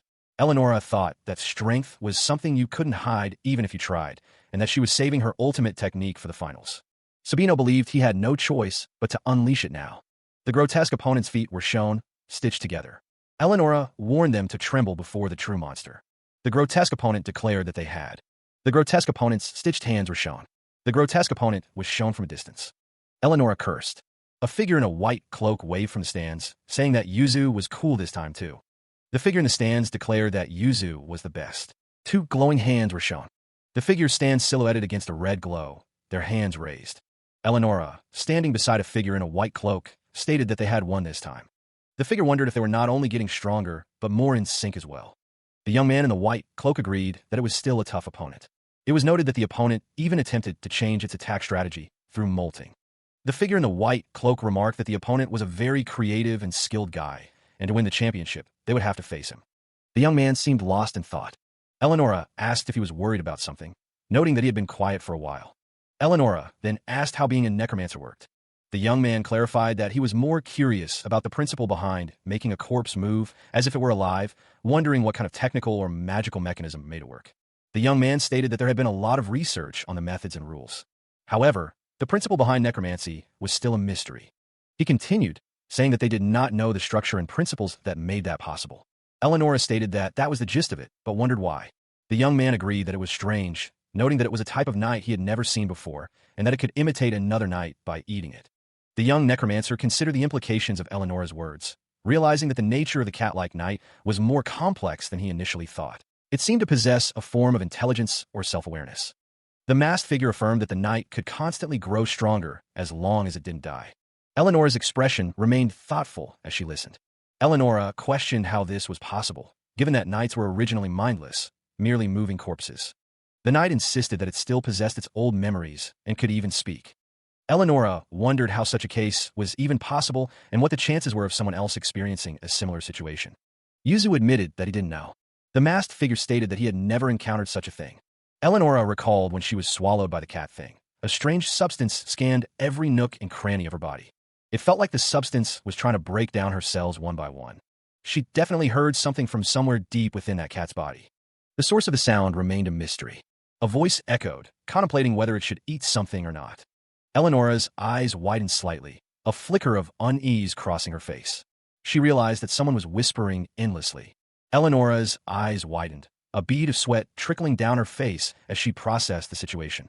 The knight with the white hair stated that what she was saying was impossible. She suggested that Eleonora might have been under the influence of mind control. The white-haired woman continued, explaining that the cat-like knight didn't have that kind of ability. She then considered that there could be other unique cases, like her own, and wondered if the creature might be another such case. Just then, a knock echoed through the room. Eleonora wondered who it could be, thinking that no one should be coming there at this time. A voice from behind the door demanded to know who was there. The knocking continued, the sound reverberating through the heavy door. Eleonora and the white-haired woman turned towards the door, their expressions a mix of curiosity and concern. From behind the door, Yuzu stated that they were not supposed to enter a player's waiting room without permission. A sliver of light revealed Yuzu's face through the crack in the door. Yuzu's eyes widened in surprise as he peered through the opening. Eleonora's gaze met Yuzu's through the crack in the door. The match had ended, but the tension remained palpable.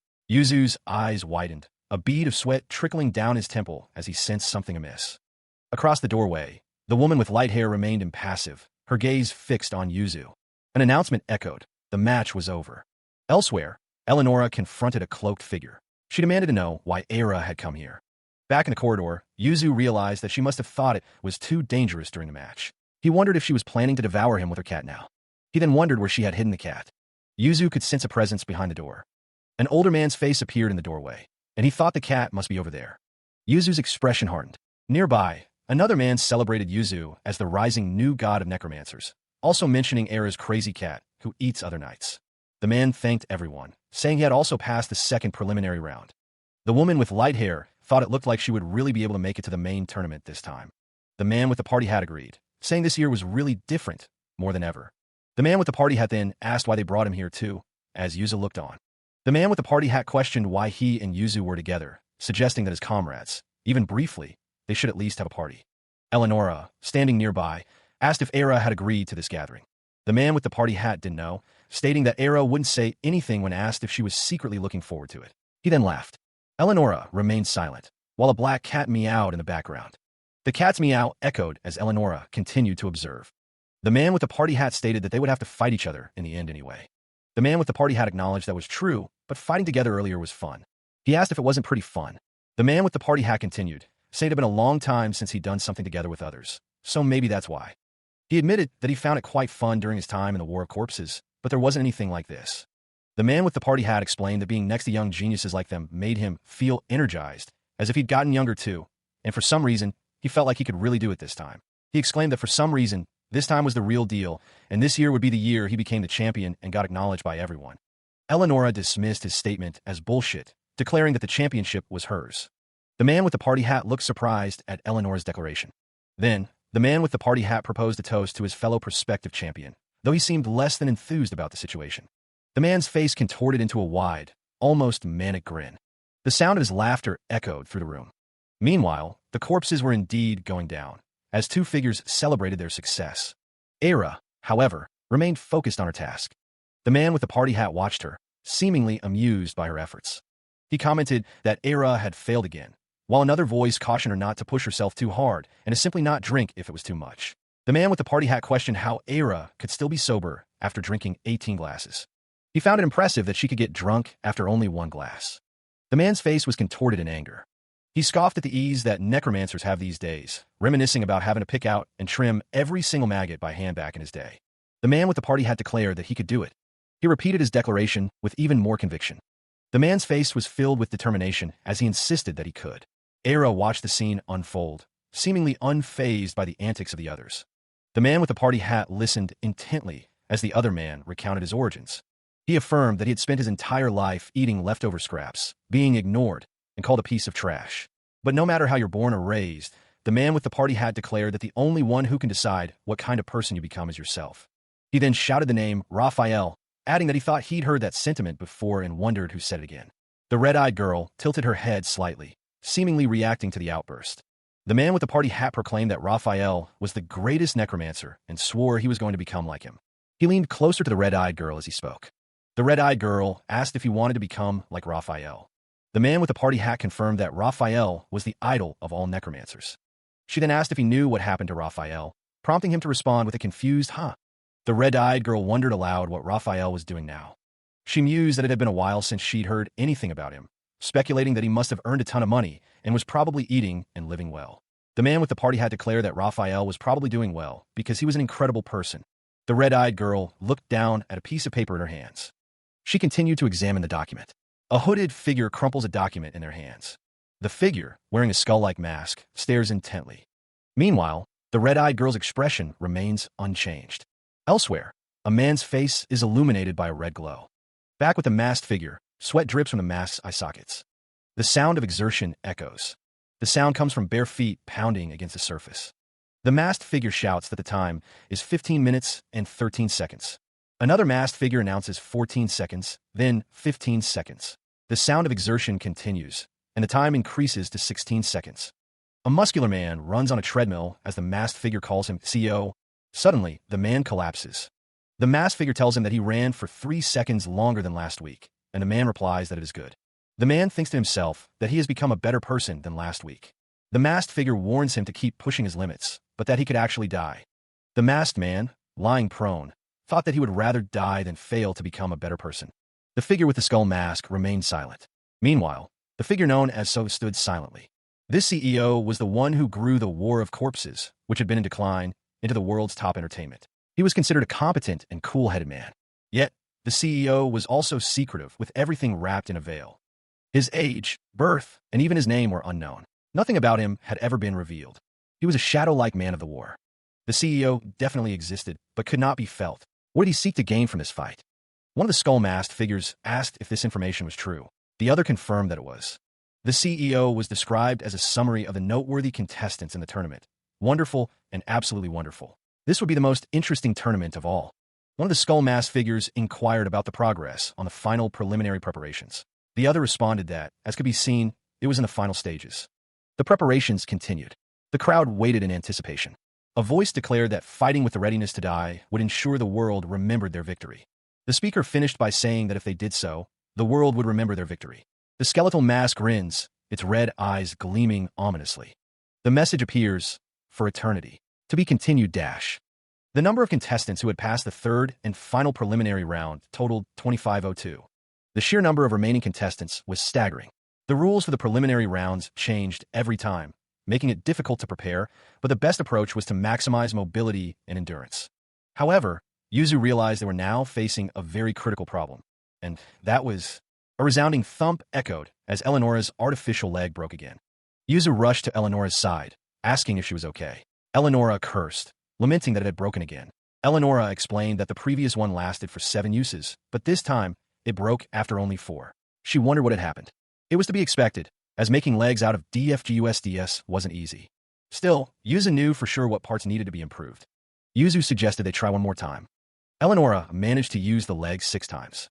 Then, she managed to use it 7 times. Yuzu exclaimed that it was a new record and encouraged her to try one more time. Eleonora flexed in response. A figure launches forward with incredible speed, leaving a trail of blue energy in their wake. The force of the blow sends debris flying. Eleonora grits her teeth, bracing for impact. A massive chunk of rock explodes into fragments. Eleonora struggles, gasping for air. Yuzu, concerned, asked if she was hurt anywhere. Yuzu asked again if Eleonora was okay. Eleonora brushed off his concern, stating that it looked like her shoulder was broken, but it was just dislocated and she could pop it back in, as it had happened a few times before. Yuzu questioned what she was talking about. Yuzu told her that as long as she was safe, something like that was nothing. Eleonora stared at Yuzu, surprised by his words. Seated on a rock, Eleonora told Yuzu not to worry about her, even though she was a bit hot, and asked if he was sure he was okay. It was said that after a DFGUSD risks its life to escape its hole it grew up in. Eleonora explained that the DFGUSD immediately detaches its extremely energy-consuming and inefficient hind legs, so they only use their legs once in their lifetime, and then discard them, which is why it's inherently low on durability. Based on the experiments conducted thus far, Yuzu stated that the DFGUSD could withstand up to 3 uses safely. However, any use after that, regardless of the number of times it had been used, would cause it to break at random. The white-haired woman acknowledged that the DFGUSD could be snuffed out randomly, but it was still too effective to simply throw away. She reminded Yuzu that they needed to try and finish the match within 3 jumps. The woman then asked what the rules were for the final preliminary round the next day. Yuzu admitted that the rules were a complete mystery to him, but there was one restriction this time. He explained that they had to reduce the size of their knight to 5 meters or less. The woman questioned the 5-meter restriction, noting that there hadn't been any regulations on knights until now. She expressed her concern, stating that she didn't want to have to fight in a narrow space. Yuzu looked off and thought. The scene shifted to a large, ornate gate. The gate loomed before the assembled contestants. It was announced that all the contestants were gathered in the same place. The contestants wondered if the final preliminary round could be a team battle, and what was behind that giant gate. They were sure that what was behind the gate was the key to this match. The announcement instructed the contestants to leave their knights as they were and slowly follow the guide outside. The guide stood ready. One of the masked participants called out, asking the other to wait for him. Footsteps echoed on the stone floor. The masked participant observed the crowd, noting how many people there were. He realized that he had always been with Eleonora until now, so he hadn't realized how suffocating it felt to be alone in such a crowded place. He continued to insult someone, calling them a disgusting bastard and a piece of trash. The masked participant questioned if a little shit like the target of his insults could amount to anything. The masked participant thought that the child of trash could only be trash, adding that the target smelled like garbage and was human waste. The masked participant yelled for someone to get away from him, calling him trash. He told Eleonora to look over there, saying that the trash was passing by, and asked if she could hear him. The masked participant called out to Eleonora, wondering if he had gone out of communication range, and called someone a useless human. Someone asked Yuzu if he had been well. The masked participant's exclamation was cut short by another's excitement, as they declared it was time to share a glorious moment before advancing to the main tournament. Below, the masked participants' eyes widened in what appeared to be a moment of realization. After filling out personal information and agreeing to the indicated terms, they were instructed to put on some items. The items were described as magic tools to be worn on their arms. The device would display the remaining distance on the top. The device would also display their current rank on the bottom, prompting one participant to question why that would be necessary. The announcer explained that it was a single-use teleportation device. As soon as the match was over, it would teleport them to a safe area prepared outside. And, finally, the reason they were wearing these two devices was because the location for this match was very enclosed and dangerous. The location was described as the fierce battlefield, where the final preliminary round would take place, the 9,999 meter, and the personification of hell. The final preliminary round was to be held within the intestines. Before the participants, the officials questioned the nature of the location, asking if it was a mouth. The masked participant considered the location to be a passage. Meanwhile, the announcer host clarified that the goal was to reach the finish line at the end of the intestines of hell. The officials declared that the number of people who could pass was 1,000, and the moment that number was reached, the intestines of hell would collapse. It was announced that all remaining knights still inside would be disposed of, as the officials hoped to observe the participants' true desperation. The hell race was about to begin, requiring both patience and desire. The masked participant watched with anticipation. The announcement was made, the race would now begin. The rules for the final preliminary round were simple. The first 1,000 people to arrive would be first served. First served. The contestants were told that they must get their knight to the finish line at the end of the intestines of hell. However, acts of intentionally harming another contestant with a knight and acts of leaving the arena would be judged as having no will to continue this fight, and they would be disqualified. Inside the intestines of hell, numerous eye-shaped magical communication devices had been installed. These devices were there to monitor the contestant status and broadcast it to the outside. The announcer declared that the match would begin in exactly 1 minute, urging everyone to prepare for the race that would unfold in hell. The hooded figure seemed surprised. It was a race. The figure stated that they had never heard of a preliminary round like this. Another figure remarked that if they understood correctly, only the necromancers would return once 1,000 people passed. The figure continued, explaining that the intestines would collapse and the knights would be disposed of, meaning if they... The masked participant realized that if they didn't make it into the top 1,000, they were going to die. The skeletal masked necromancer noted how interesting was that this was a race where their life was on the line. Another necromancer called out to Yuzu to get on with it. The man with the mustache declared that even if it wasn't his annihilation rush, he would still be faster than their knight running alone. He expressed his gratitude to his companions for helping him pass the second preliminary round, promising to help them as much as he could. He trailed off, seemingly lost in thought. Nearby, an announcer declared that there were only 30 seconds remaining. The countdown continued, with only 15 seconds left. The announcer's voice boomed, signaling only 5 seconds remained. The final preliminary round of the War of Corpses was about to begin. With the signal given, the final preliminary round began. The contestants surged forward. A monstrous foot stomped down. A group rode on a large, insect-like creature. The insect-like creature continued to carry its riders through the darkness. The mustache man remarked that they were not doing badly, definitely much faster than his knight running. He affirmed that his skills weren't that good during the fights, but in times like these, he would show them the true experiences of a veteran. The veteran prepared to act. Yuzu is sent hurtling through the air. Nearby, one of the competitors asks another when he will be showing him his skills. Elsewhere, another competitor declares that they made it. The masked competitor checks his watch and states that they are currently in the booze. Another competitor observes that the entrance must be crowded, so a start like this isn't bad. He urges his companion to run as fast as they can, as they only need to get into the top 1,000. The competitors find themselves surrounded by fleshy walls. The walls are moving as if they're really alive. The competitors wonder what the walls are made of, noting the enormous scale of the place. One of the competitors notes that there are strange things up ahead.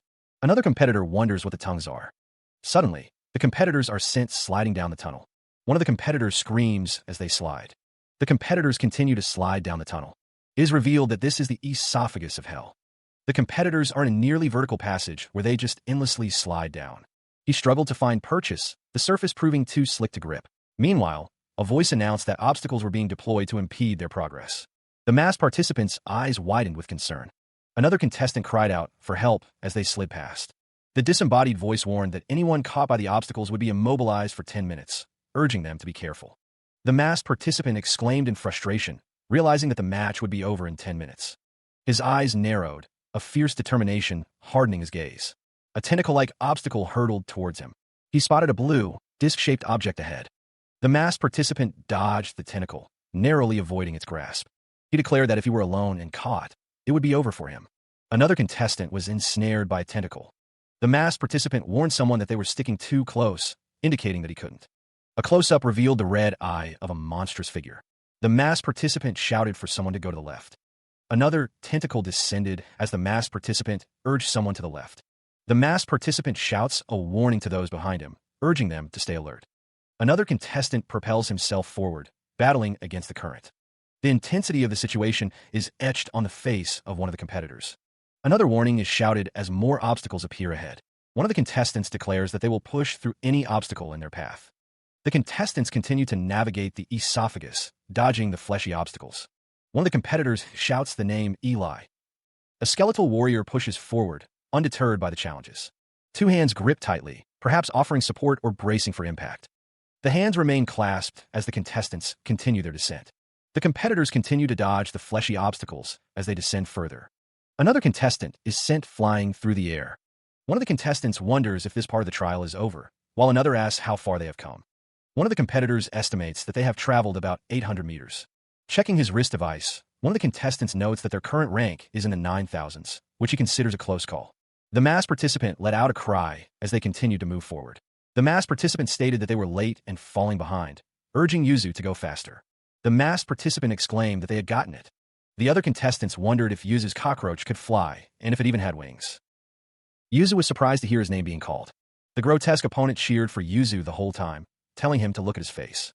The grotesque opponent asked how Yuzu liked the face he made, explaining that he tried to make the most beautiful face he could think of, just like Yuzu suggested last time, and thanks to this face, he made it this far. The grotesque opponent asked if Yuzu thought it was cool, while Yuzu groaned. The grotesque opponent and the masked participant screamed. The grotesque creature called out to Yuzu. The creature continued to scream Yuzu's name. It demanded that they not run away and look at its face. The creature continued its assault, screaming. It insisted that they look at its beautiful face. The creature continued its advance. The older man laughed, noting that it looked like he had lost them. He thought it was a horrible monster, like something from hell. The creature asked if he had just called its face horrible, and the man quickly denied it, saying that was not what he meant. The man admitted that it was ugly, and that even he didn't like looking at it. The creature stated that it had a face like his. The man responded that it was not a face like his. The older man told the creature that it looked handsome to him, and asked why it hated itself so much. The creature screamed Yuzu's name. It told everyone to look. The grotesque opponent declared that it was at this beautiful face it made. The creature then emitted a garbled scream. Suddenly, the creature called out for everyone to look. A participant screamed in response. Elsewhere, the skeletal masked necromancer stood, seemingly unfazed by the chaos. Before them were several tunnel entrances. The skeletal masked necromancer observed that they all looked different and strange, wondering which way they should go. Checking their wrist device, the skeletal masked necromancer realized that there was no time to delay, as their rank was dropping. The skeletal masked necromancer decided that for now, they should go through. They chose the most ordinary-looking one. Meanwhile, an announcer declared that contestant Lucy had already passed the 5-kilometer mark. The announcer then stated that the necromancer to watch in this competition was, of course, someone else, dismissing another competitor as unqualified. The focus tightens on a pair of feet clad in simple sandals, their owner walking on a worn stone path. Meanwhile, the broadcast of the competition continues, showing the contestants on a screen. The announcer, eager to maintain audience engagement, wonders if any of the contestants have a tragic backstory that would bring a tear to the eye. He decides to look up a list of contestants without parents. Elsewhere, the Master Necromancer stands between two of his skull-masked followers. One of the skull-masked officials notes that the public's response to the match is positive, referring to one of the contestants as the rookie. The official notes that the contestants' exposure and corresponding audience interaction figures have risen to the target amount. However, the official expresses concern that too many elements in the race can be attributed to luck, worrying that the media might attack them on this point. The Master Necromancer listens intently. The skull-masked official continues to speak. The official admits that while they may not be the best, they have always done the best they possibly could. The Master Necromancer acknowledges this. The Master Necromancer states that he is different. The Skullmask official listens as the Master Necromancer speaks of luck. The Master Necromancer explains that the CEO is a person who has lived far more diligently than anyone he knows. The Master Necromancer concludes that he was lucky enough not to have caught a fatal disease until now. And yet, the Master Necromancer considered himself lucky enough to be born in an era where his talents could be of use, lucky enough to meet people who acknowledged him. He was lucky to have parents who raised him. The skull-masked Master Necromancer stood tall, stating that the biggest reason he could stand in his position was because he was lucky. He believed that even if an unbeatable misfortune were to strike, the desperation of a human who could overcome fate was enough to drag down a person who rose all this way through luck. He was lucky. But despite that, the Master Necromancer wanted to see it. He thought that this battle was a stage for humans who could show such greatness. And the audience, as well, would enjoy this madness. That's the sublime. Meanwhile, Yuzu, riding on the back of a monstrous creature, cursed as he realized the passage was getting narrower. Someone with Yuzu exclaimed not to tell him that it was going to get blocked and they'd have to go back. Another voice declared that they had come this far, and if they went back now, it was over, so let's hope not. Yuzu's companion insisted they turn back. The female knight, however, declared that with the size of her knight, she couldn't go any further. The masked figure argued that they needed to turn back and find another route. The knight refused, reminding them that they had already walked 700 meters through the hole. The masked figure countered that going back and through another hole would be twice the loss, and that they would be disqualified if they did so. Frustration mounted. Eleonora demanded to know what they wanted her to do. She insisted that she couldn't go any further. Kalina, enraged, questioned if Eleonora knew how much time and money she had invested in this fight. Kalina declared that she was betting her life on this. She insisted that they move forward, no matter what it takes. Kalina cursed her opponents, declaring that they hadn't been forgotten. Kalina reminded Eleonora of the rule that they must not intentionally harm a necromancer using. Fighting between knights. The eyeball necromancer is struck, letting out a pained grunt. Kalina warned that if Eleonora was disqualified for not having a knight, she would make them pay. She made it clear that they would regret it. Eleonora grits her teeth, her expression a mix of anger and determination. The female knight, Eleonora, clashes with a grotesque opponent. The red-eyed girl watches the battle unfold, fear etched on her face as debris rains down around her. Eleonora shouts in defiance. The red-eyed girl pleads for them to stop, as a figure is teleported away. Meanwhile, the masked figure watches as the eyeball necromancer struggles to move. The eyeball necromancer curses, noting that a few legs were cut off, but insists they can still move for now. The eyeball necromancer continues to move forward. The rules explainer notes that fights between knights seem to be freely allowed, which seems advantageous. The human-faced necromancer observes that a huge variety of variables can occur. They realize it's an exit, and, thankfully, it looks like they don't have to go back. The rules explainer states that the remaining distance is about 7,800 meters and wonders what the next section is. The human-faced necromancer thinks that it's something advantageous for them.